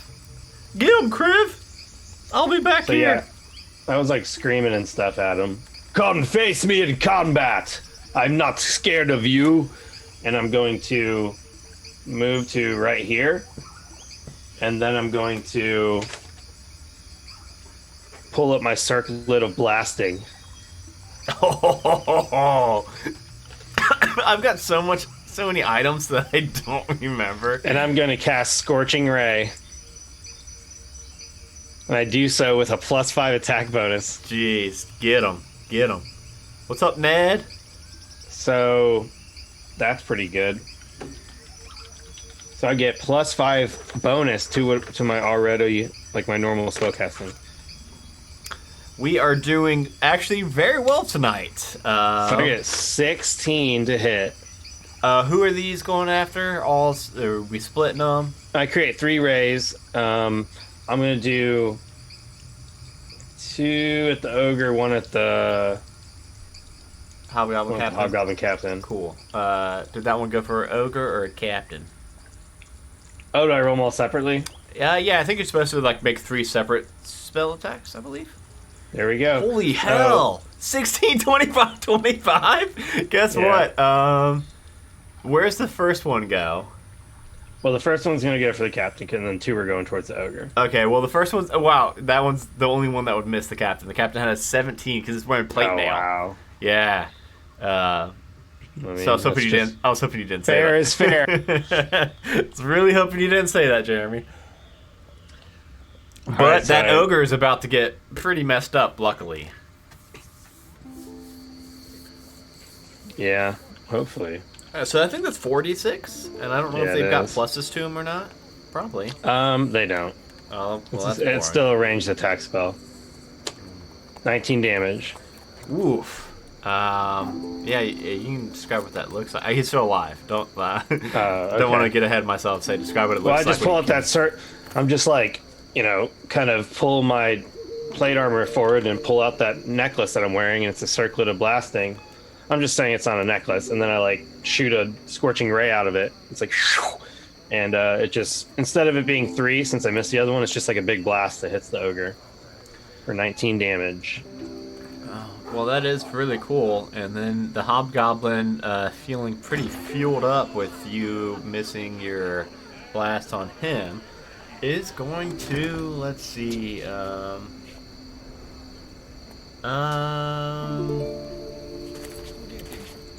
I mean, I don't know if he can make it to us yet. What kind of distance we looking at in here? Is that... Oh yeah, so he can't make it quite to us yet. So I think the hobgoblin will like burst through this tree, and then is that you? Yeah, that is you. And then this is me. He'll probably hurl a javelin at me. Okay. 18 to hit. 18's my armor class, and 7 piercing damage. So he's gonna. Is he within 5 feet of me? Is he within 5 feet of you? Yeah. I mean, it looks like it. It looks like it to me. So interceptor, right? Is that what that does? 13.9. Well, it says 13.9. Yeah. But I mean... But is it? Each square is 5 feet, right? Yeah, I just kind of got him on the middle of a square right now. You see what I mean? You'd probably be like that. I mean, look at that. Look how crowded those twigs be poking them right here. Alright, I use my reaction interceptor. Reduce it by 1d10 damage. Oh, my shield. How about we get a 7? Get a 10 and heal me 3. 2. Okay, I'll take 5. So I just kind of managed to like barely, maybe like I just intimidate him to where his aim's not as good, and it only like hits you in a less critical spot. That's not bad. Not bad at all. You know what is bad? This fucking ogre that's about to go stomp, stomp, stomp. Yeah, but I mean I hit it for 19 damage, so it's not so bad. But the bad thing is, he's not looking so bad, and guess what? He's got 40 feet of movement. So he can I know exactly how much health he has. He can blast through those trees, get right up on you. And, wow, he's only got 1 attack. He actually doesn't have, you know what? I actually think the Hobgoblin Captain's actually harder. Well, in terms of messing you up, yeah, he's got, I mean, I'm not looking at him right now, but I've used him before. If I remember right, he's got multi-attack, right? Yeah. Well, this thing just hits you for 13 bludgeoning damage, though. 18 to hit, if it does it. Okay. Yeah, I guess he does. You know what I haven't used yet? My Savage Attacker feat. That I just literally have and I just haven't used. You know, I've probably got so much stuff that I just didn't use. I'm gonna probably go invisible for a second. Alright, so you got me for 13 damage. Yep. Damn. And then, I believe it is my turn. I'm down to 29. Oof. I don't know that... How many third level spells I got? 2? How many hard fights do I think we're gonna be getting? I'm gonna... Spirit Guardians? Hey, Chris, should I do Spirit Guardians or something a little bit less taxing?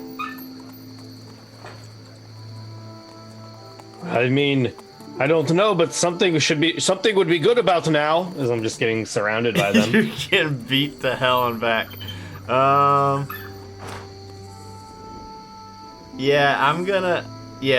getting kind of worried about your HP. I'm going to cast Spirit Guardians and call forth spirits to protect me. They flit around you in a distance of 15 feet for the duration.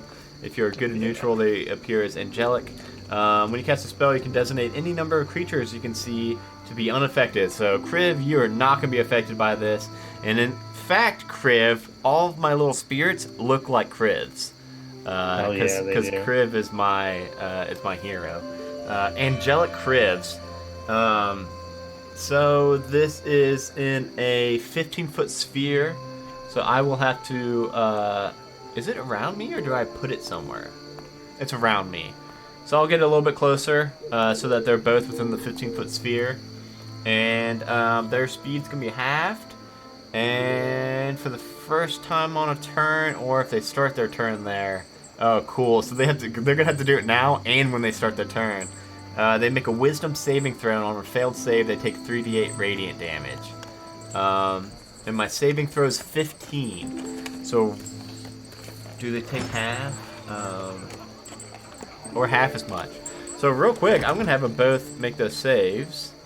Wow. Ogre with the -2 makes my save. Luckily, the yellow one's not going to make it, and that's going to be 3d8 damage. 10 points of damage, so the ogre's going to take 5 damage. The hobgoblin is going to take the entire 10. And then, from there, I will just stand there and bask in the glory of all these Krivs. Then we go up to Hobgoblin, who now will have to start its turn in this circle of Krivs with another 5. So let me just do another 3d8. Oof. You're right, Jeremy. The spell is quite good. But now, yes, he's got a great sword. Can make 2 attacks. I think he could circle around so that without getting opportunity attack and give a hit on both of us. He'll do a hit on you first. Well, natural 1. Yeah. I just block it with my shield easily. He sees too many Krivs flying around. He can't find the right one. For me, though, he is... It's like Naruto. He is, for sure hits me. And that's 8 points of damage, which is quite a lot. Oh, no. If only you're within 10 feet of me. Oh, I am. Do 5 feet of me. Not 10. That'd be awesome if there's a way to double it. Okay. Let's see how much I deflect. 4 damage. Awesome. That's half of it. And then he did the sword on you for the nat 1, and then the sword on me. Goblin. I wish it was a goblin. D1 for me, D2 for you. You know, every time I've rolled that tonight, it's been a D2 to hit you. Yeah, Yeah. Well, first, it's got to make a wisdom saving throw. And so that's going to take another whopping Wow, not really whopping. 8 points of damage. It's starting to look, I mean, I guess, kind of bad. Like 8 points? What, the ogre? Yeah. I've got 27 HP Yeah, for it's him. like 30, 27. Okay. Yeah, and then 16 for the hobgoblin. Yeah. But this dude's gonna raise his great club, and again, too many little cribs flying around. Can't quite get a beat on the right one. It's gonna miss you with the 10, and I believe that brings us to your turn. That's fortunate. I am going to stay where I am at, because if I move at all, one of them gets an attack of opportunity on me. I'm going to turn at that ogre. I'm going to take the attack action, which means I get to attack twice. So I'm going to attack. And that's going to be a strength, so plus 5. 14 against the ogre. That does hit. Only got a 1 cloth on. And my second one was an 18, so they both hit. Which is cool. That is very cool. First time you get to do the double attack, right? Yeah, so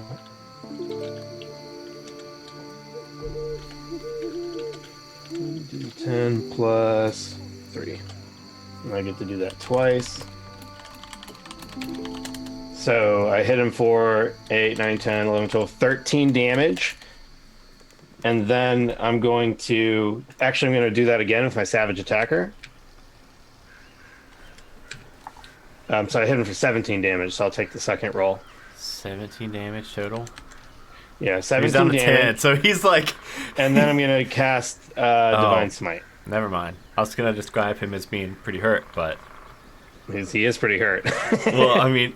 If this gets He's yep, dead. that's why I didn't describe him. So I run up and I hit him once with my maul. I hit him again, and then when he starts to fall forward with my Savage Attacker, I just clock him right on the top of the head. And I drop him. I picture it dropping kind of like the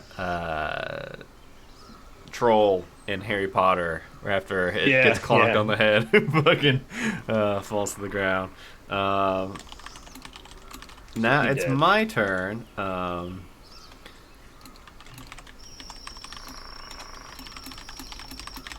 Ha! The Krivoshek is king. I think my thing is just concentration, so I do have that going for me. Other than that, man, I'm getting to the point where level 5 cleric, I've got 4 level 1 spells, 3 level 2 spells, and 2 level 3 spells. So like, I feel like I can just blast off another guiding bolt real quick at this hobgoblin that's left standing to try to give you advantage on your next attack. A 24 to hit. Yeah, he's so close. I just pretty much take the ball of light and shove it right in his face and light him up, and that's 13 points of damage. I don't think we're going to even make it to your next turn. Because after my turn ends and we stop there, it goes to him. He has to make a wisdom saving throw, and I don't know it's going to be possible for him to not take 3 points of damage from this. Because he failed. So, and it's 3d8, so it's got to be at least... So the little cribs deal 18 damage to him. They've got... What's your weapon look like? It's just like a big-ass maul. Big maul? They all have mauls. Well, but theirs are like the size of like little claw hammers. And they're all just flying around them. And as they circle around and they do a flyby, they all just bonk him on the head until he eventually collapses. Crib, I really thought that was going to be harder. I shouldn't have probably burned that 3rd level slot. But my maul is cooler than that. It's like kind of like one of those Aztec clubs, so it has like these bladed stone pieces going up the upper part of the handle. It's like not the handle, but up the top near where the heavy hammerhead part is, so I can just really club people down. That's cool. Well, encounter phase done. That means we go to hero phase, and we have our quest points, Jeremy, so we don't need to do quest points. Unfortunately, we're in the woods, so we're not in a settlement, so we cannot pay to win. Oh no. We can't just... Well, no, but we don't need to because we have our quest points. They wrote that line in there just for this scenario. Yeah. So we could recruit, find somebody in the woods to follow us. I bet. I mean, we could short rest. Shahala's probably stalking us, probably kind of a little jealous that we picked someone else. I'll do that. I'll do I think for recruit. I'm gonna short rest because I'm at 29 health. I'm gonna short rest also for one of mine. I'll go ahead and do that first. So we'll take short rest at the same time. And I'm gonna go ahead and use. I guess I'll use like 3 of my hit dice. Well, I'll just do 2.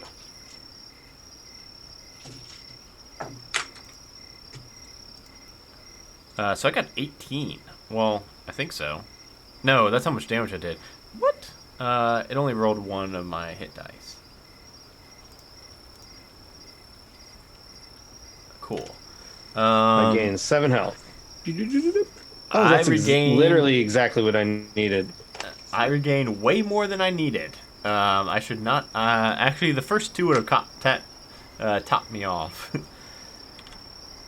So let's get that back up.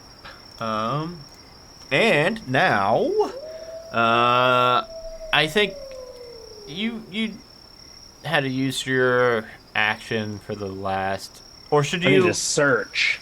Yeah, or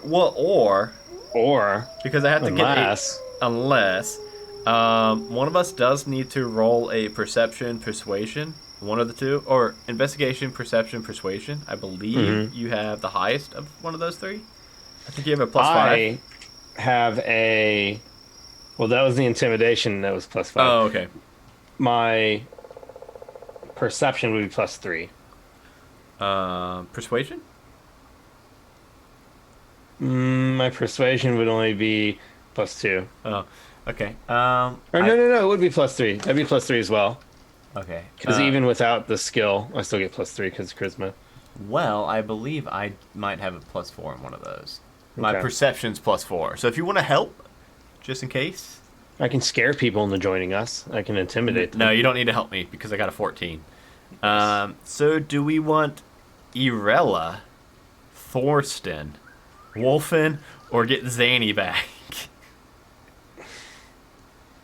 Have you looked at the other 3? Those are 3 new names I've never seen before. Irelli, Thorsten, Zani, and Wolfen. We have Wolfen. Wolfen's a berserker. 2-handed axe fighting, 2-handed fighting, unarmored defense. He's going to have 17 HP and 15 AC. Do we want another tanky boy?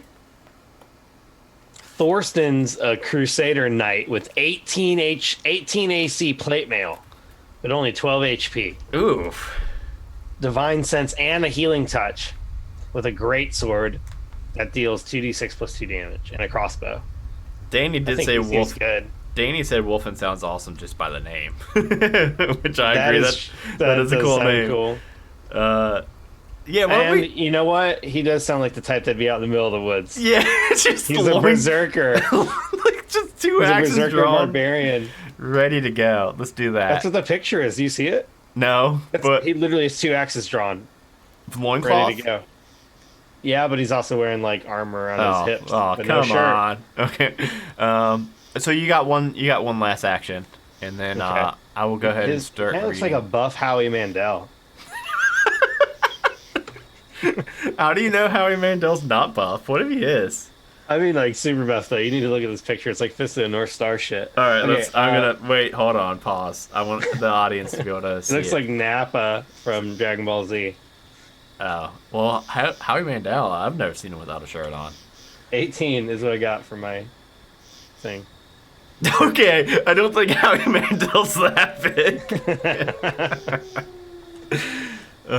So you're searching. All right. Yeah. 18? Let me know what item you end up finding. Good thing it wasn't a 19, or we'd find nothing. And which one? I have to search at the. I get it. Depending on where we're at. So do I look at the forest one? Well, no. Since you did a search, you will not, and you rolled an 18. You will now get to roll on the useful items table. Okay. And then useful. And then I'm gonna go ahead and read the quest, the the threat phase. So our threat's going to go.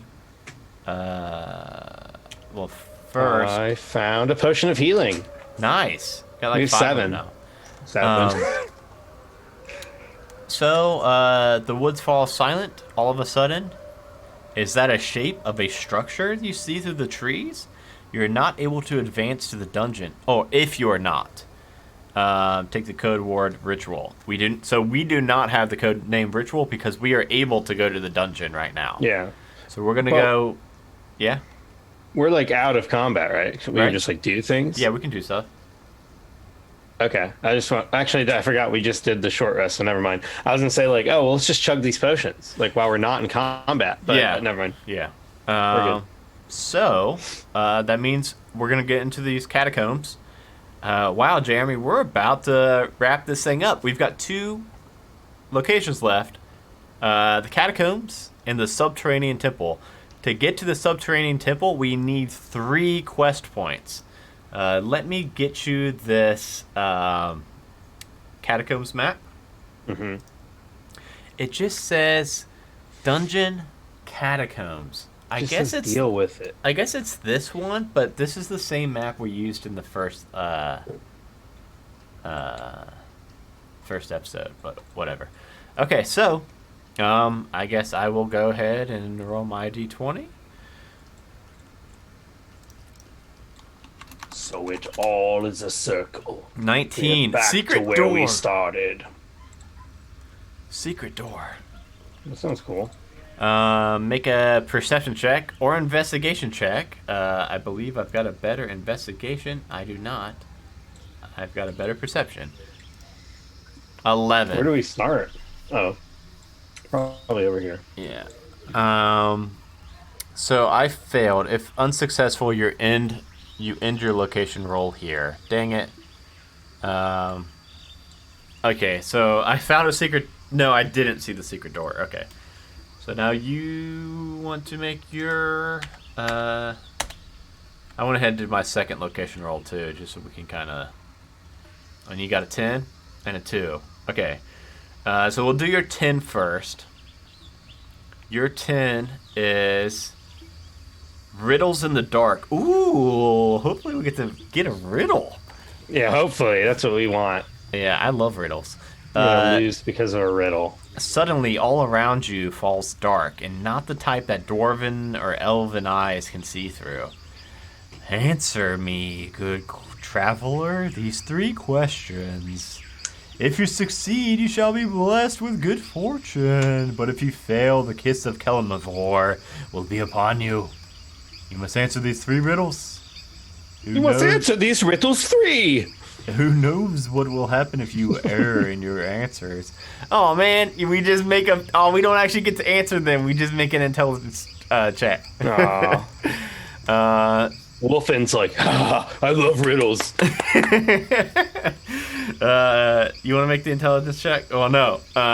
Shit. Do I? I don't know. No. -2. That's what I'm looking. That's what I'm thinking. If Wolfin's got +0. I've got also +0. Oh, okay. But Wolfen loves them. So we'll have Wolfen loves riddles. Here's Wolfen. He got an 8. Oh shit. He's not great at them, but he loves them. So if you fail, then every member of the party has disadvantage on death saves. Oh shit. That's not good. And then I got a 7. What was Wait, if you get the riddle wrong, you just are we're cursed. We're cursed now. Item, you find something useful over on the useful items table, and you, Jeremy, will also get a cave-in. So for the cave-in, yippee. Make a DC 13 dex save or take 1d6 plus 1 bludgeoning damage. Oh, if only I had guidance.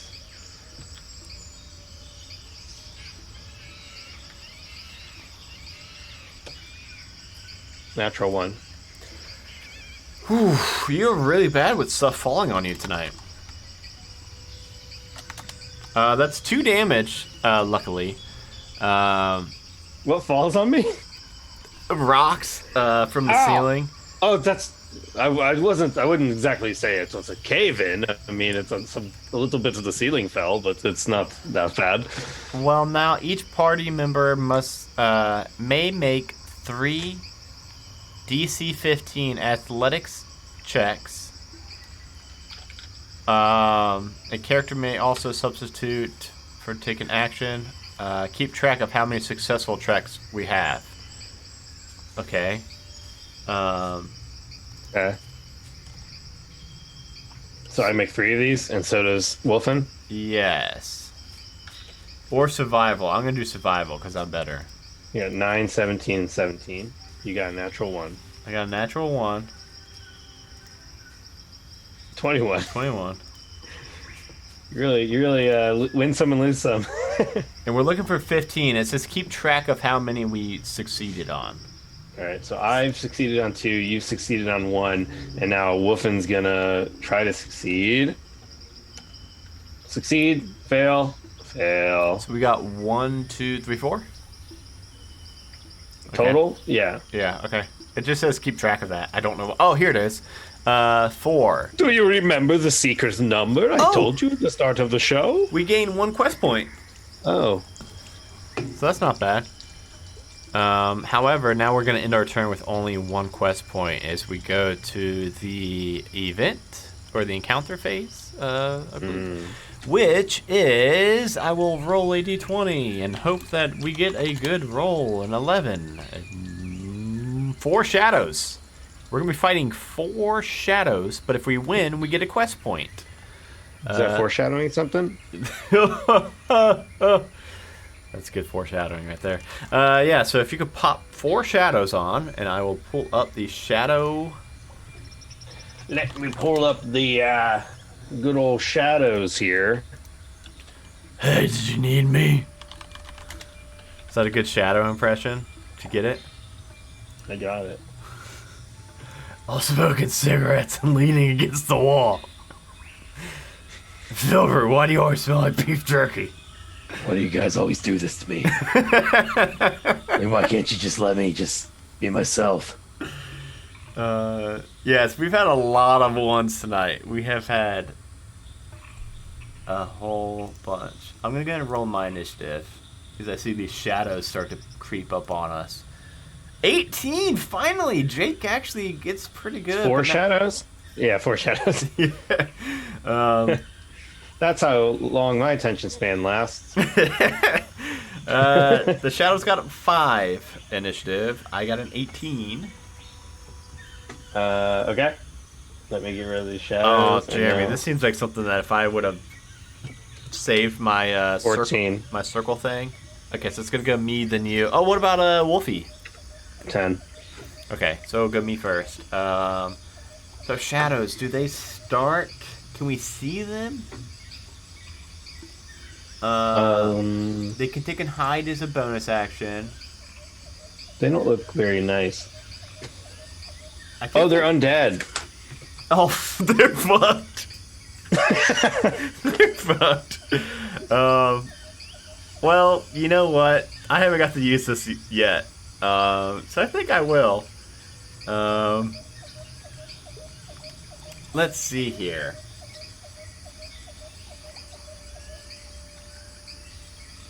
Oh.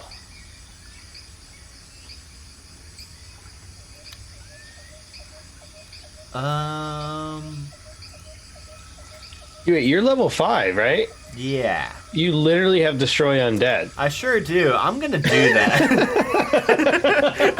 I was just looking at that. What sucks is I also have Preserve Life for a Channel Divinity, which I can restore 25 HP amongst us however I see fit. But I'd rather whoop these things. So I'm going to cast. Ooh, that's really annoying. Starting at 5th level, when an undead fails its saving throw against your turn undead feature, the creature is instantly destroyed if its challenge rating is at or below 1/2. Guess what a shadow is? 1/2. 1/2. So I guess I will have them all make a. This would be Chef's Kiss right here. If we can, what do they have to roll though? do you know? I'm trying to see. To do what? I don't know what kind of roll they make. Or what kind of saving throw are they doing? For what? For Destroy Undead? Yeah. If it fails a saving throw against my turn undead, but I don't see my turn undead anymore, I think it's like gone since I've got Destroy Undead now. I'll get you. So I'm looking for. I don't see turn undead, so I can't find what kind of saving throw they do. I think it's a wisdom saving throw, but I'm just pulling it up real quick just to make sure. Yeah, turn undead, wisdom saving throw. Okay, so they have to make a... Each undead within 30 feet. Yes, so they will, if I have to. I mean, I could scoot up a lick right there. So I'm going to have them all make some wisdom saving throws. We'll just go left to right. Are you fucking kidding me? This is off to a bad start, Jeremy. First one's a nat 20. 11, 1 dead. 2 dead. 3 dead. One of them is just flexes real hard and resists it. I don't get anything on him, and then he's like, "Oh, this cleric thinks he's so tough, guys. Let's show him how tough we are." And he looks over, and his 3 buddies are just poofing it out of existence. It's your turn now, Jeremy, or Kriv. All right. One shadow. He's like, "Hey, where's your friends now, huh?" And I have like my maul that's like radiating with holy energy, which is like the worst thing to him possible. And I'm going to just slowly step forward and swing. Swing batter. 7, but extra attack. 22. They've got a 12. All right, so I'm gonna roll that sweet damage then. 1d10 plus 3. They don't have a ton of HP, however, they are resistant to non-magical attacks.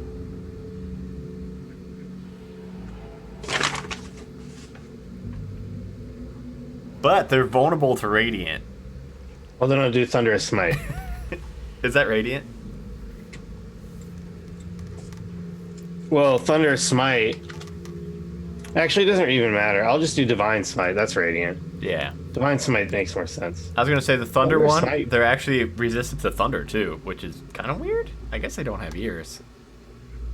So, 1d10 plus 3. I get to roll that twice, take the best result. 11. The Dead Boar said, "Jeremy, please don't suck," and I don't think you're going to, because this thing has 16 HP, but that was... Is that the Radiant right there? The 3? Yeah. So you look over at me. Wait! Yes. Savage Attacker gave me a 4. Okay, well, so, math, it's going to be 11 8. half That's 8. rounded down, right? So 5. It's magic. Well, the Divine Smite's magic, I guess. Yeah, that's what I was curious about. So Divine Smite's gonna do double. That 4, they're vulnerable to Radiant, so that's gonna be 8 damage. Okay. And then the 11 is just regular, right? Yeah. So that would be rounded down to 5. So 8 plus 5, 13. This thing has 16 HP. So we'd say that like as soon as you cut through it, you take a big chunk out of it, and it's kind of just like 2 halves now, wavering out of existence and then into existence. And now Wolfenstein has a chance Wolfenstein. to... Or Wolfenstein. Wolfie. I think his name's Wolfen. Radio out here. It is going to be your turn, right? Wolfen's turn.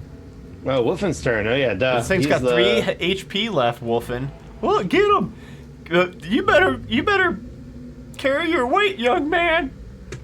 Or the last person didn't do shit. Move out of the way. He's like walking past you. He's all like huge. He's pretty big. If he rolls a 1 or a 2, he can re-roll.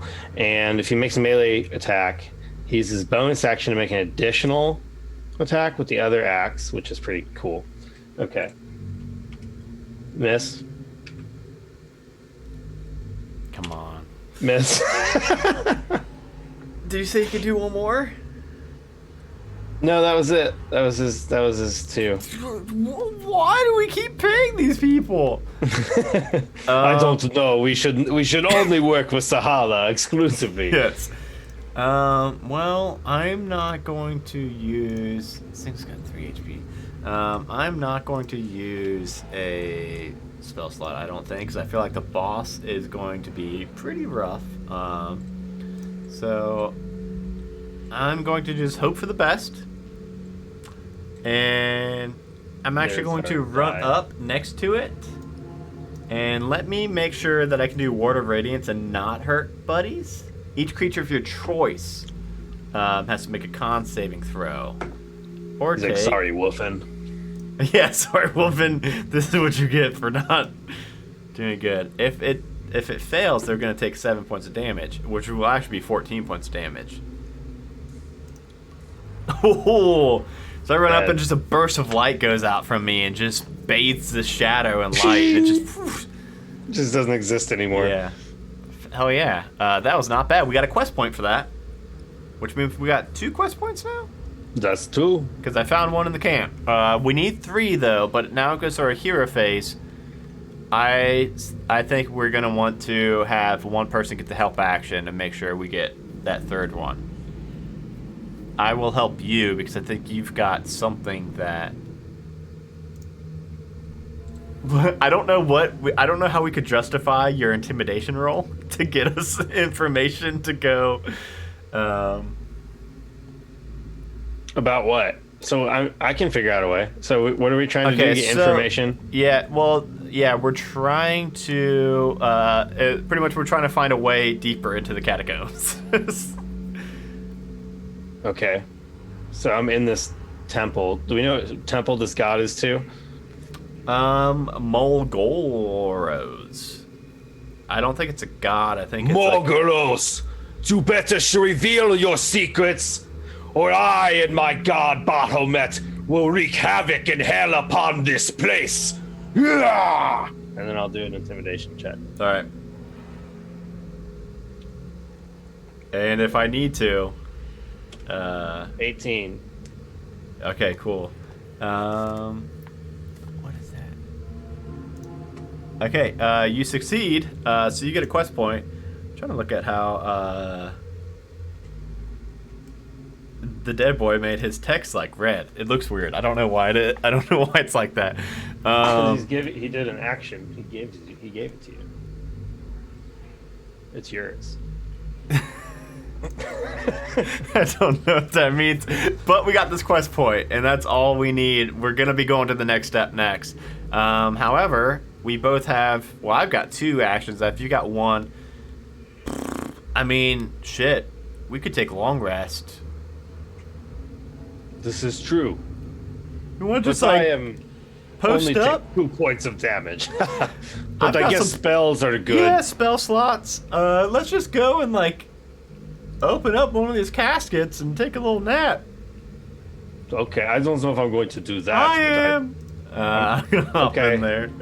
All right, I'm gonna set up my not even my tent, just gonna pull out my bedroll and lay down. Okay, so with that, I mean, my other action, I guess I could roll on the. Wait, did it work? So wait, I intimidated. Let's explain this. So I intimidated the god of this temple that my god will come and destroy the temple if he doesn't show me where the secret entrance is, and then it just it's a staircase that opened up that goes deeper down. Open, and I'm like, sweet, let's sleep. Yeah, let's tend to our wounds, get some spell slots back before we go and do the final boss of this entire series. Okay, I'm rested up, and I tried to roll for a search just because I had one last action. Mm-hmm.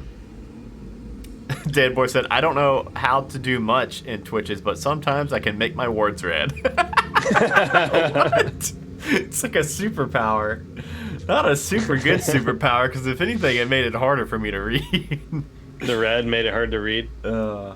But okay, yeah, so Jeremy, with that, let me find this last map, Subterranean. Centrifuge. Oh, it says Temple of Mol'goroz. I guess it's that one. I bet we fight Mol'goroz. I bet we're going to. Real quick, let me read I heard you threatening me from above, so I let you open. He opened the stairs for us so he could kill us. That's probably what it was. Well, here's the quest event I haven't read yet. You hear a deep, disembodied chanting coming from somewhere. The sound of fiendish incantations, intoned mantra-like, coming from somewhere below. It sounds like many voices. If any character knows the infernal language, immediately gain 1 quest point. If you still have not reached the Dragon Catacombs, you may not take the free long rest for the rest of the quest. Okay, well... Dodge that bullet. Dodge that bullet, and we are going down. Finding a flight of stairs deep within the catacombs, you delve even deeper into the dungeon, discovering what appears to be a hidden underground temple. Is this where the Cult of Mol'goroz is hiding? And then you hear it echoing through the long hallways. Agonized screams, unearthly roars, the sound of slaughter. Oh, you have music playing. They can't hear that at all.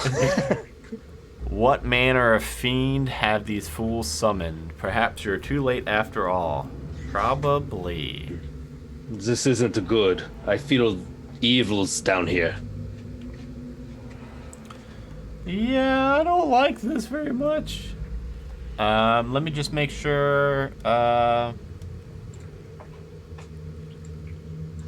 Wolfen's just like, I smash things for money.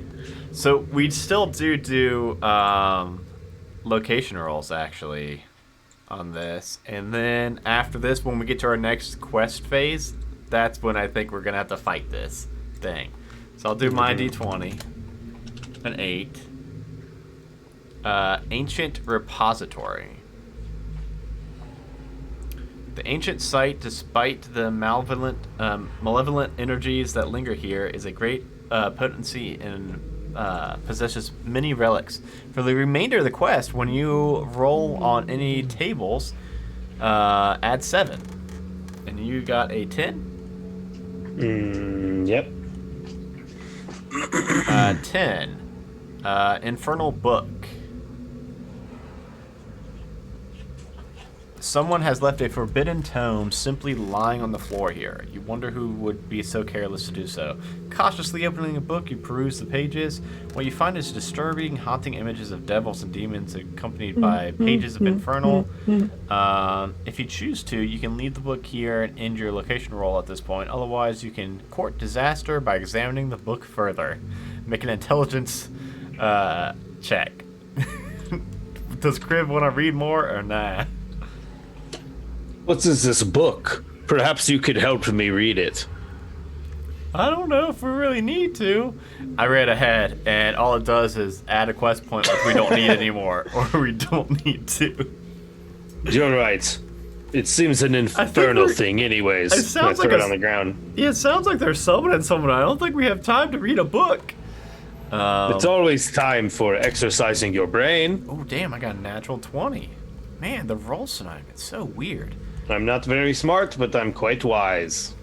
You find an important clue. Gain 1 quest point. Yeah, I know what the clue is. We're tracking this. It's awesome. I think we should go that way. I think that's the clue.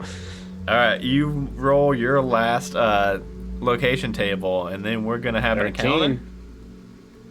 Fiendish glyphs, and it's a trap.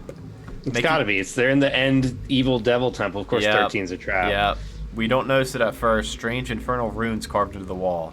Perception 16, Jeremy. If you fail this, it's 2d10 force damage. 20. Oh, jeez. 2d10 would have been pretty good a whooping. However, that's a good whooping right there. That was a good thing you caught that. So we go down to encounter phase. 5. Oof. Okay, so this is gonna be the last fight pre-boss You're like, fight. He's like, yeah, you need something? Yeah, because we're going to be fighting 2 spined devils, Jeremy. I'm guessing in this room right here. Great. I'd probably be making Wolf lead the way. Great. This is just great. How's the spined devil looking? Pretty bad? The spine devil is not looking good. What about 2 of them? Any better? Do they have like weaknesses if there's 2 of them next to each other? Like beta fish? Yeah. No. Spine devil, fly, my pretties, fly. That's the quote for it, which is weird. Wow. There's a lot of lore on these spine devils before we get to their stats. They got devil sight. They can fly. It does not impose attacks of opportunity when it flies. What about if they have a 22 spines. on initiative? They go really fast. They have advantage on saving throws against spells and other magical effects. They have multi-attack. Fuck. They have a low AC though, and not that much health, but the resistance to just about anything that's not magical. Oh, it's literally from non-magical attacks not made with silvered weapons. Oh, okay. Yeah, so everything's got to be magic or it's not going to do much. Yeah. I'm going to go get some more water, Jeremy. I rolled my initiative and their initiative. If you want to do yours in wolves, and if you wanted to, if you got their stat block for the spine devil, you can take their turn too. I will be right back. Okay. So that is, so minus 10, and it looks like Wolfen is going to be 21. So Wolfen is going to go first. So, oh no, Adam got 22.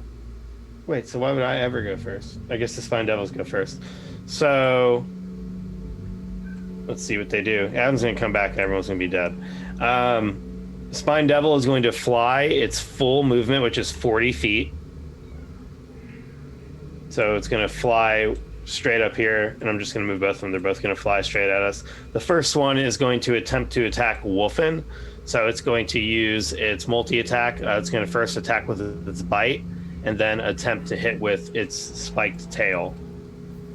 So we got a D20 plus, looks like a +2 to hit.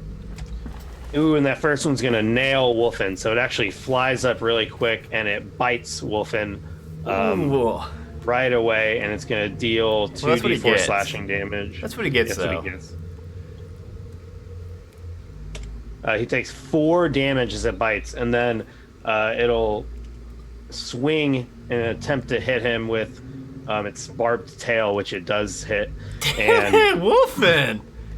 It's going to deal 1d4 plus 2 plus 1d6, and it actually hits with 2 of those because it says that it hits with 2 spines. But it has limited spines, so they like grow back later, but said after a rest. So eventually it can't keep doing this. I've never used one of these creatures before, but they seem I pretty haven't cool. either. Seem pretty cool. So he takes 5 poison damage or piercing damage plus 1d6. Is Wolfen gonna die? Well, this is only half of it. Plus 1d6 fire damage. That's from 1 spine.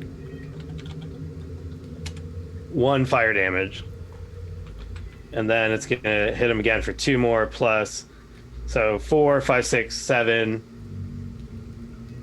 8, 9, 10, 11, 12 damage he takes on this turn. Is he dead? Well, Wolfen has... I have to get back to him. I think it was 18. Yeah, 17 hit points. So he takes 12 damage. This thing flies towards him immediately, bites him, then hits him twice with 2 tail spines, and then the other one's going to attack me. It's going to attack Krivashev. I absolutely typed that wrong. That I don't doesn't look right at all. 1d. It still rolled something, which is weird. A 4.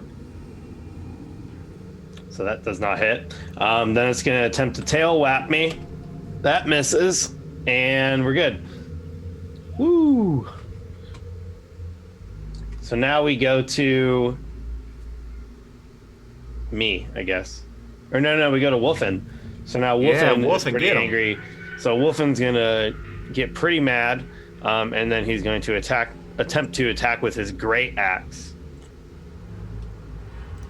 And that's a great axe. That is a good damage. axe. 19 damage. So he gets to roll a 1d12 plus 2. For 4 damage, but it says whenever he makes an attack, he can roll twice, but he has to use the second one. 12 damage. Pretty good. Or no, it's only if he rolls a 1 or a 2. And he did. He rolled 2s on both of those. So that's actually awesome. Oh, yeah. So 12 damage. And then he has two-handed axe fighting. So for his bonus action, he can make one more attack. And that's going to be a 10. So that misses. But he got him for 12 damage. It's pretty good. So they only have one of them only has 10 HP left. Okay. And now it goes after him. It will go to me. Yeah, I was gonna say I only rolled a 5, so I was assuming I'm gonna be last. So Krivishev's gonna turn at that same one that he. Actually, Krivishev's gonna go right here, and I'm gonna turn, and I'm gonna use my breath weapon attack. Or actually, no, I'm not, because I can see. You think that they are? I'm like, I don't know. They seem hot. They look like devilish to me, and I don't like them. So I'm not going to do that. I'm going to just attack them with my axe, like normal. Actually, you know what I'm actually going to do? I'm going to go and pull out my. Oh man, no, because that might come in handy later. I am sitting here and I know. I mean, obviously, we would know too. Jake and Kriv would know that we hear that chanting. We know that the final room is right around this corner. Right once we get past these two things. All right, I'll just hit him. Miss. Extra attack. Miss. Damn it. That's it. Dang it, Kriv. What are you thinking? I told us no. Here, you get on the other side, and then perhaps we can distract him. Okay. Well, I actually am going to be shooting the one that Wolfen has been fighting with a guiding bolt. Okay. 16? Yeah, good. That hits. Cool. So I'm going to hit that, and this is radiant damage for 13, so I believe that kills it. Yeah, you kill that one. Crushed. I'm doing really good with these tonight, Kriv. All right, do not get too cocky now. And I believe it goes up to Devil turn? Yeah, Devil turn. It's a damn Devil's turn out there. Or a Devil turn he gonna turn right at you. He ain't like the way you've been treating his friend. Oh, shit. So he's gonna give you a good old bite. Yeah, 77 would hit me, but that I don't think it has a D1 200. How about a 17? No. Shield, it's like got its teeth clamped on the top of my shield, and its the tail 7 misses as well. Yeah, it comes around to hit, and I just am pretty armored up. Damn old devil tail. All right, now that looks like Wolfen's gonna run forward, and he's swinging that axe. 20. That better hits him with the bonus action. 19 hits him with both. So he's gonna roll for his first attack, or his first damage rather, which deals. Oh no, I almost exited out of it. It deals 1d12 plus 2.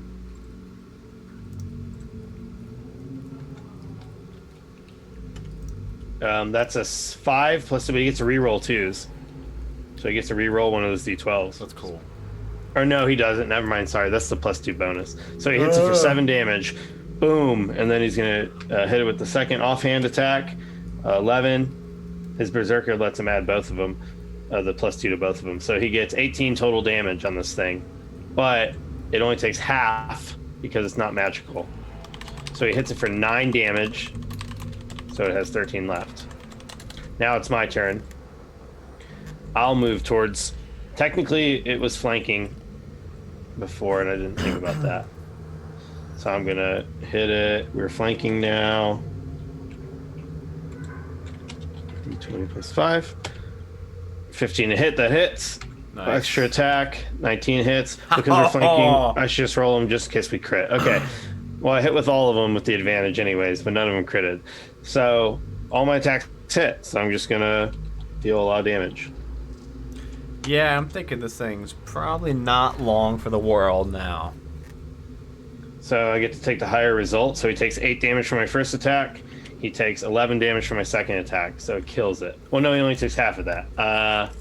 He takes 7 damage. Well, no, that 7 plus. Wouldn't it be higher than 7? Because you got 19, All right? Half of 19. Yeah, so I guess 9. 8. Okay, so I guess I hit him pretty hard. How much did Krivishek hit him for? It was 7 total. All right, so he's close. He's at like 5 HP left. It's your turn. He is looking not too close. He's going to try to teleport away back to his world. End him before he can leave. Okay, this has been working so far. Honestly, I'm looking at my spell slots and I'm thinking, no, just in case. No, fuck it, I'm gonna do it. I really like Guiding Bolt. Shabam! 11 points of damage to him. I'm telling you, Crib, I think I'm getting the hang of these things. Yes, you are getting quite good in the ways of the magics.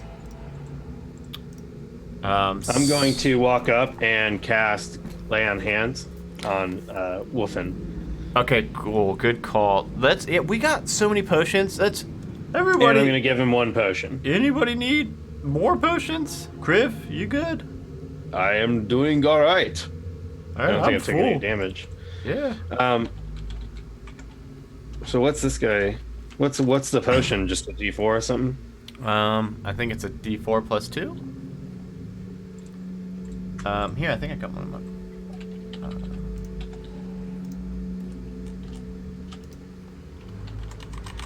It is, of course, a... Why wouldn't they put the healing potion at the top of their search results? It is a 2d4 plus 2. Wow! All right. So between my healing, my Lay on Hands, and that 1 potion, he is now at max health again. Well, we will be getting... So he's back to 17 HP. We will be getting 4 times 50. I believe that's 200 if my math checks out. Worth of gems from these bodies. The demons just turn into gems. It's pretty cool. Yeah. And then That's where all gems come from. It is. And then it goes to is it hero phase after encounter phase? Yes, it is. We all just start eating heroes. Yeah, I don't know what we would even do for a hero phase, honestly. I kind of think we just go straight for search, right? I guess we could search, yeah. I'm only gonna, yeah. Okay, so I did 2, that was 2 searches. So the 17, I will roll on that table. I got a 7. 19 and a 16.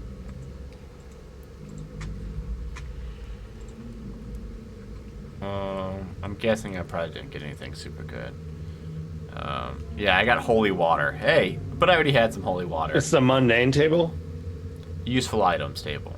Oh, slightly better. Yeah, disguise kit. So it's a little late for that, I think. But now, if you have not yet reached the temple, you fail your quest. We are in the temple. If you have reached the temple, you enter a room and you are greeted with a horrible sight. So, yeah, thank you.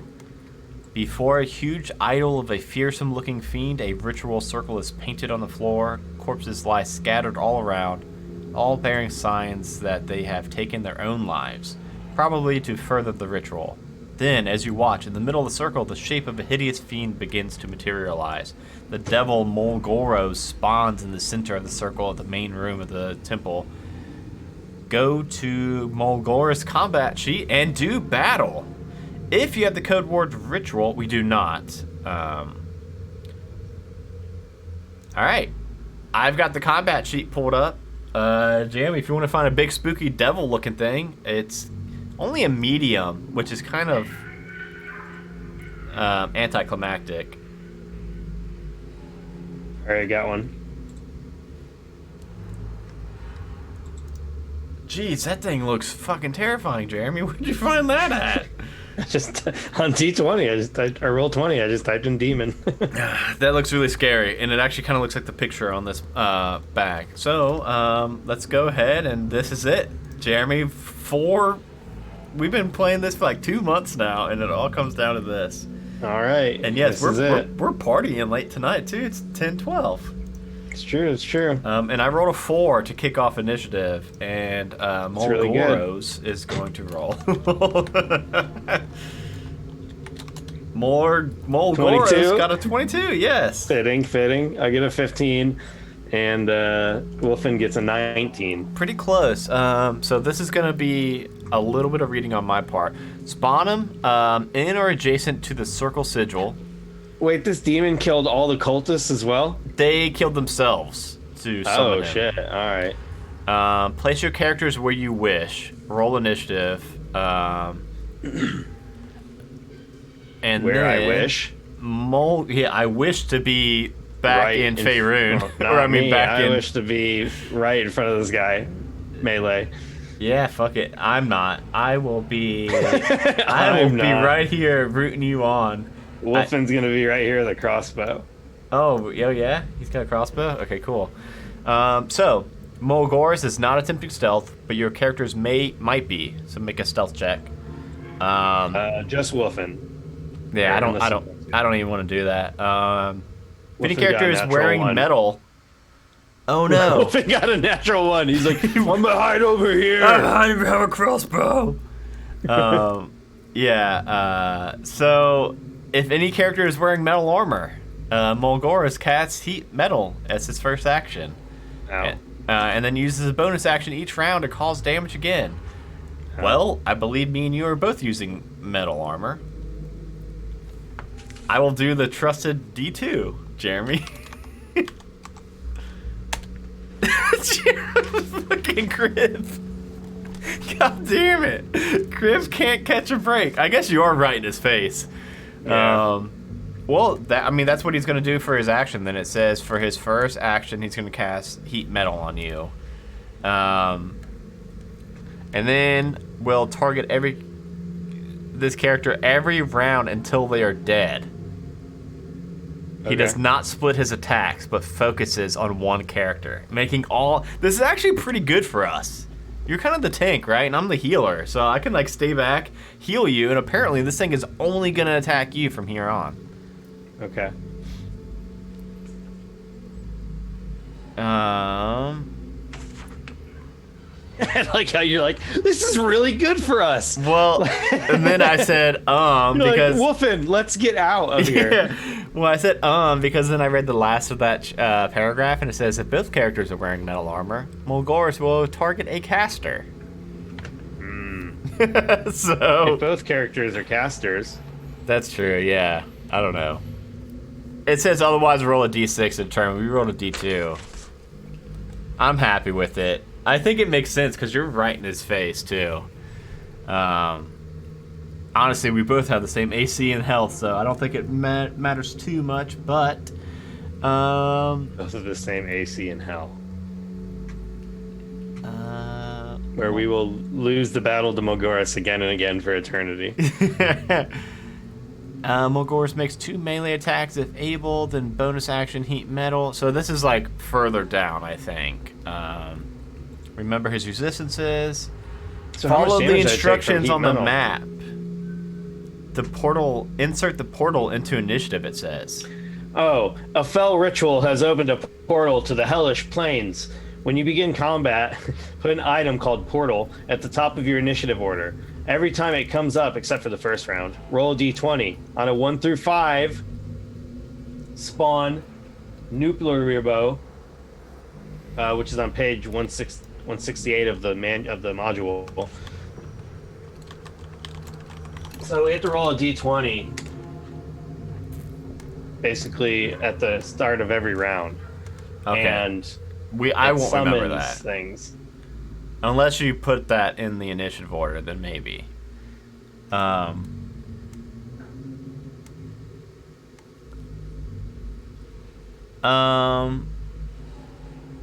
Okay, it says roll on the monster action table each round, adding menace points. I'll try to look into this a little bit more, but for now, he is going to cast Heat Metal on your armor, Kriv. Okay. Which is Heat Metal. You cause your armor to glow. Wow, 2d8 damage. Only did 3 damage to you. And it's fire damage. Yeah, you cause the object to glow. Resistant to fire. Oh my god! So you're gonna take what? 1, 2? I guess 1. Mm-hmm. Any creature. It's inconsequential. Any creature in physical contact with this object takes 2d8 fire damage. Until the spell ends, you can use a bonus action on each turn. If the creature is holding or wearing the object and takes damage from it, the creature must make a con saving throw and drop the object if it can. If it doesn't drop it, it has disadvantage on attack rolls. Oh shit. That's gonna suck. Well, alright. So, it takes like 10 minutes to take off my armor, so we're not doing that. So, I'm next. I am within melee range of him. So he'll take the fire damage or whatever. Because of heat metal, right? You can cause this object to roll. Any creature in physical contact with it takes 2d8 fire damage. However, this thing is resistant to fire. I thought it'd be immune to fire. You fucked up, Paul. But Paul. well, to be fair, in Paul's defense, he did try to put it on me instead, and we just kind of cheesed it and put it on you, the red dragon. Resist it to fire. So, okay. So, I mean, what happens here? He takes 2d8?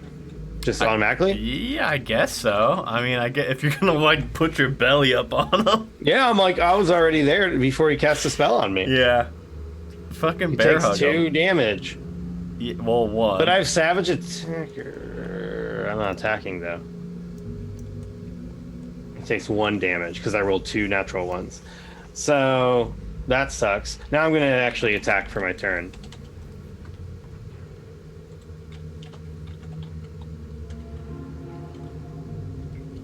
So, attack. 20. Attack. 12. So I hit with one of them. Well, what? Oh. Disadvantage. Oh, okay. Well, then extra attack. Second attack. Miss. So I just missed them both.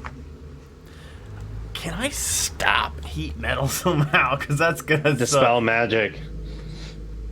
Yeah, dispel magic would work, right? I think I've got that. Maybe. I can't get to a level 3. Or I can't get it until I can get a level 3 spell. But after me, my turn's over. So who do we get to next? Now it goes to 16. So that would be Wolfen. So Wolfen is going to pick up that crossbow, and he's going to go ahead and fire, which is going to be a +4 to hit.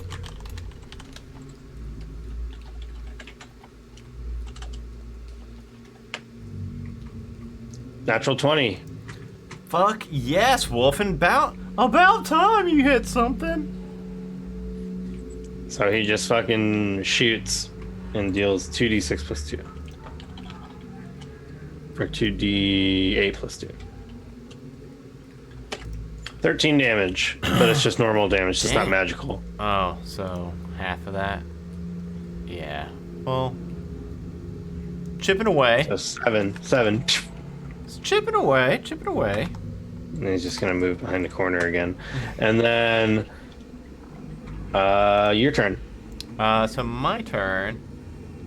I don't have dispel magic, unfortunately. But you know, one thing I do have that I really like This good old-fashioned Spirit Guardian. So I'm going to scoot up within 30 foot of him.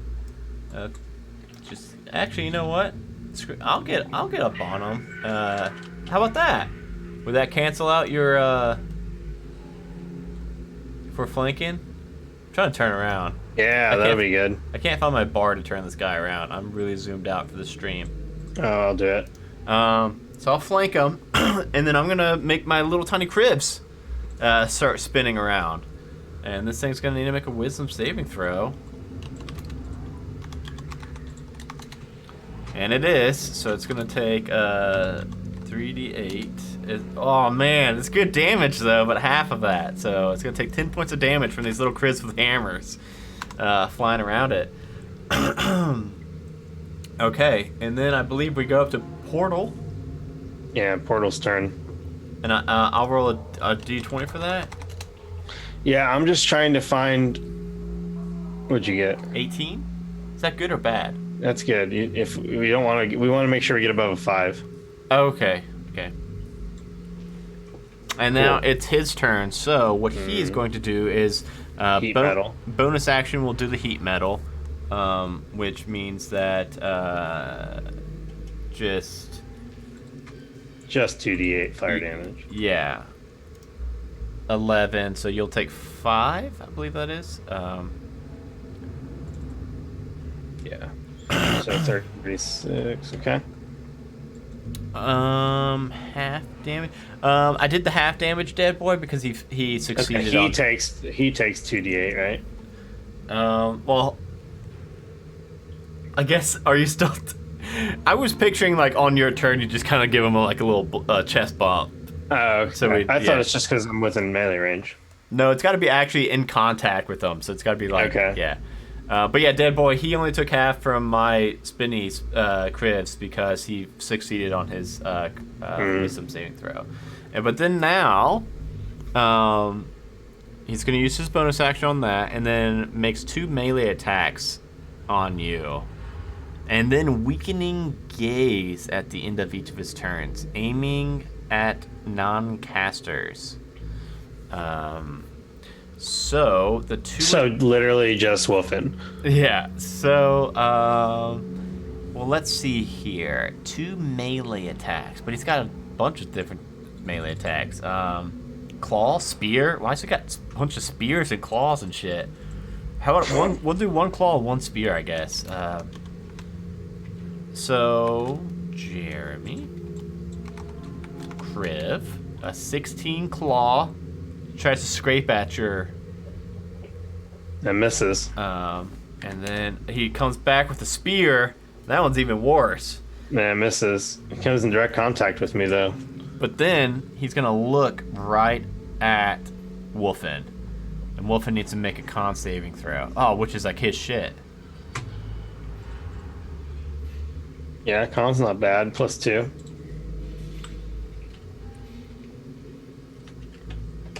$16.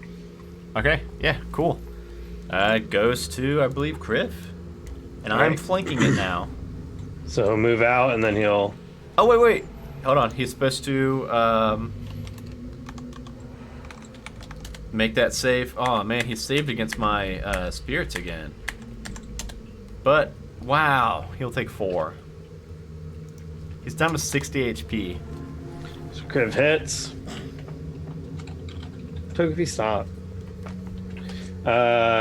7 damage, so 3. Jeez. This is just like a slow fight of grit and determination right here. All right, now it goes to me. So I'm all up on him. 2d8 fire damage. 8 fire damage. So half 4. 4. And then I'm going to swing for just my attack. every time I picture you just like bumping your belly right up on him. And we cancel out the disadvantage, so I hit with a 23. Ooh, I'm glad we're using flanking rules. Extra attack. Extra attack missed. So my regular attack will hit though. 1d10 plus 3. 9, and then I'm gonna do Divine Smite. Oh yes. So I'll go ahead and take that 9. Oh, I'm also gonna. Well, let me roll my previous damage twice and take the best result. Okay. So 2d8. I'll take the best result. So 8. 8 radiant. And damage. that's radiant damage. So he so it deals double. actually takes. Well, he's not vulnerable, unfortunately, but he will take the full on though. Yeah, that was a Bahamut-powered chest bump right there, says chat. Is it my turn? I believe it is. Yes. Which is fun. Because I am going to do I'm going to do a second level what's it called? What's it called? The one I've been doing all night that I fell in love with, the guiding bolt. Oh no, it let me down. I tried too hard. I made it a level 2. And it's yeah, natural 1. No coming back from that. I'm sorry, Griff. That's all I've got. I think it's portal. I'll roll for the portal. Yeah, portal time. Roll 2. Okay. And then he has got to make a wisdom save. Does not save, finally. Oh, 15 point. Oh, Jeremy, this thing's getting down there now. It's got 25 HP. But he is angry. He's going to do the 2d8 to you. Just concentrate real hard on it, and you'll take half of that fire damage.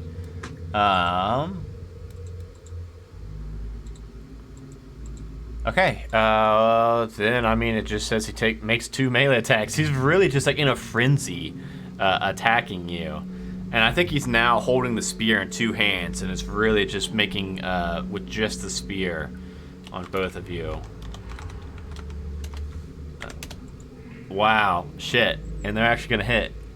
How's Kriv looking? Not that bad. Because I've been taking like half damage. Then that'll be 12. Like 32. Okay, 12. I just need to know for Jake's point of view to know when he needs to bust out some healing. But that's 12 points of damage, and then we go to, I think... Can I take half of that? That's just regular spear damage. Okay. That was his he has this big spear that he's just jabbing down on. Oh, okay. Then that puts me... Because I was already counting the other 6. So I guess that would put me in minus. So 26. Okay. So... It's Kriv's turn? Or it's Wolfen's turn? I think it's Wolfen first, I believe.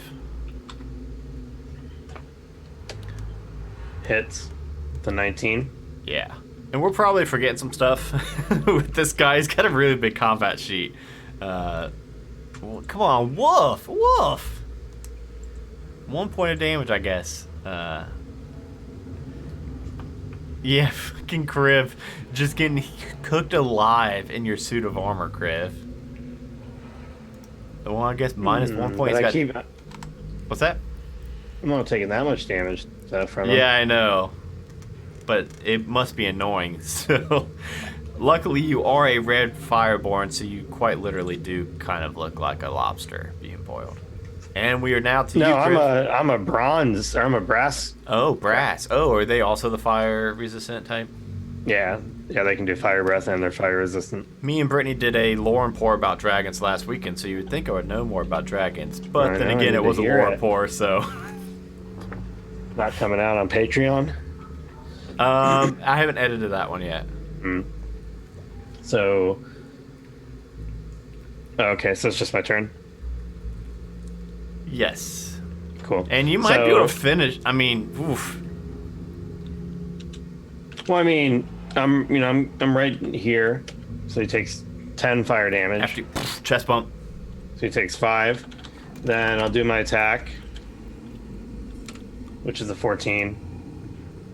He's got attack. 16 natural armor. I guess so it's like 21 from extra attack. That is going to get it. Then I'll do my damage. 13 damage. And then I'll use another action for Divine Smite. So that was regular damage, that 13. Yeah. So it'll be half to 6. And then I deal 8 Radiant damage. Oof. Or 2d8, so I actually get to re-roll one of those 8s because it's Savage Attacker. Or no, that's not true. Sorry. I was thinking of the other one that lets me re-roll 1 and 2s. So never mind. I already did Savage Attacker this turn. So It's pretty good. How much does he have left? He's only got 5 left. So he's not looking long for this world. I was just thinking like, man, this heat metal seems to be really working against this guy. And then I looked it up. I was like, hey, can you, hurt the caster with heat metal? And then I realized that you use a bonus action on each of your subsequent turns to cause that damage. So it's not like it's like just permanent, like anybody that touches it. It's like the caster doing that. So I don't think it's not just constant. Yeah, exactly. So I don't think it's supposed to work like that. But I mean, it's been damaging me too. Yeah. So it's not like we were only damaging him. And it's supposed to be 6 seconds it's supposed to be all happening at the same time. But either way, it's my turn now, correct? Yes. He's got 5 HP left. I've got quite a few spell slots left. I don't think I've got any like insta hits, like for sure. We'll get get him. I got the spirit. You see sticking out of my pocket a spell scroll for Magic Missile. You got deep pockets. Can I use that? Can anybody use? Anyone can use a spell scroll. It's just a one-time use. I'm gonna. A spell scroll is just a one-time use spell. I'm gonna just kind of hug and walk around him. Hey, Criv! Don't get burnt. Don't get burnt. Criv, gingerly hand me Get the scroll. It's gonna burn. Get the scroll. Grab it.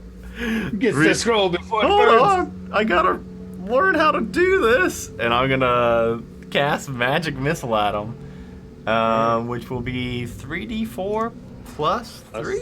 3, yeah. Yeah.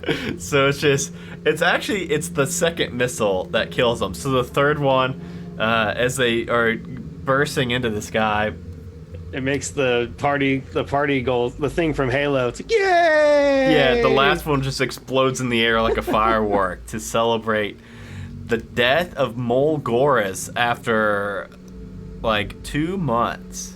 And the powerful fiend Mol'goroz lies dead before you, his body emanating a noxious infernal smoke.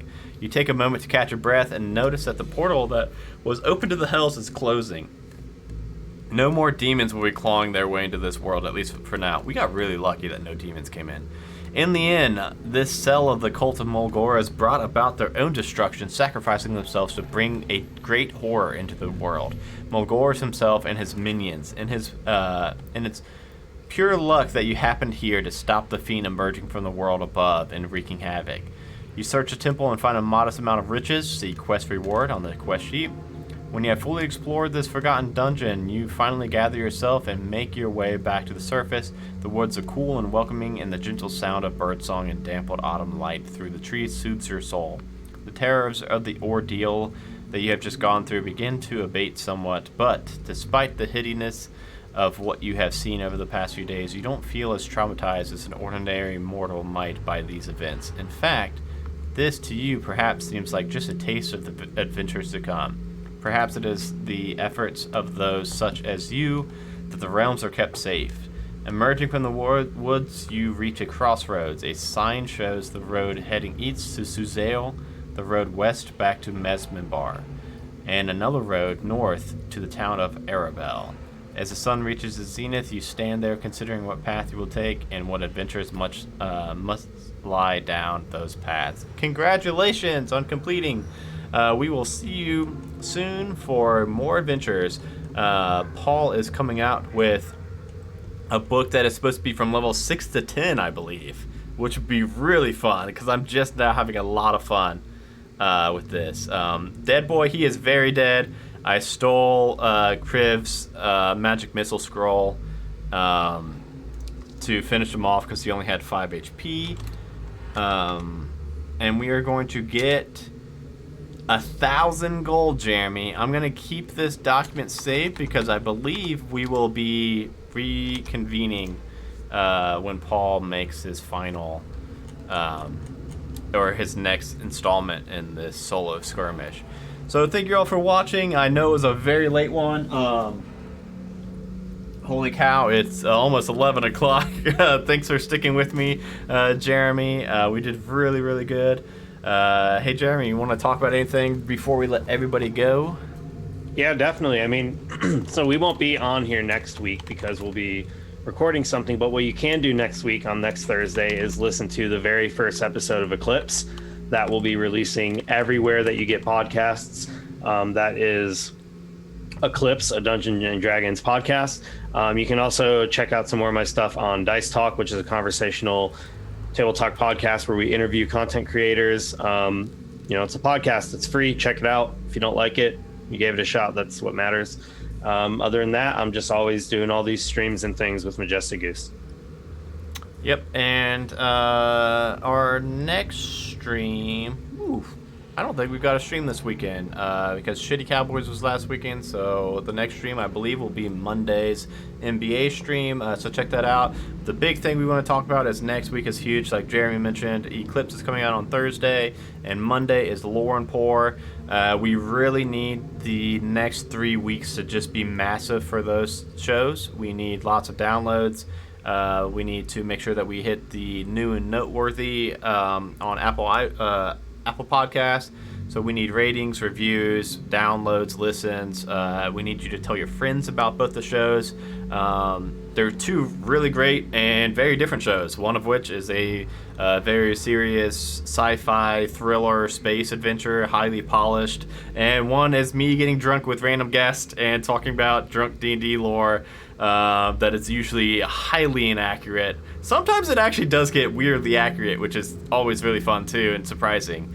So check out both of those, download both of them, subscribe to both of those, rate and review both of those, and not just both of those, all the other shows on the Majestic Goose Network. Not only are the first 3 weeks of a podcast very important, but every week is important for a podcast. Every rating and review, when you get one new rating and review for a show, it bumps you up in charting more than just getting a couple more listens or downloads. So if there's any Majestic Goose Network shows you have not yet rated and review, either One Shot Onslaught, Dice Talk, Roll for Weird, Halfway to Heroes, Shitty Cowboys, any others that I'm missing because we've got a lot right now, go check those out. We'd really appreciate that.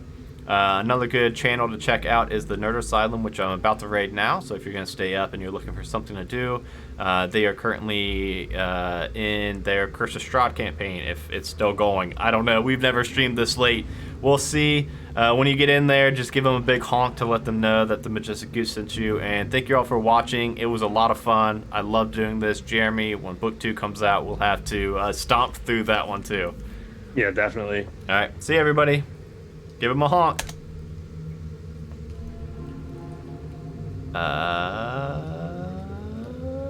It's got a 4-second wait, so now I look like a nerd. There we go. And I guess our stream has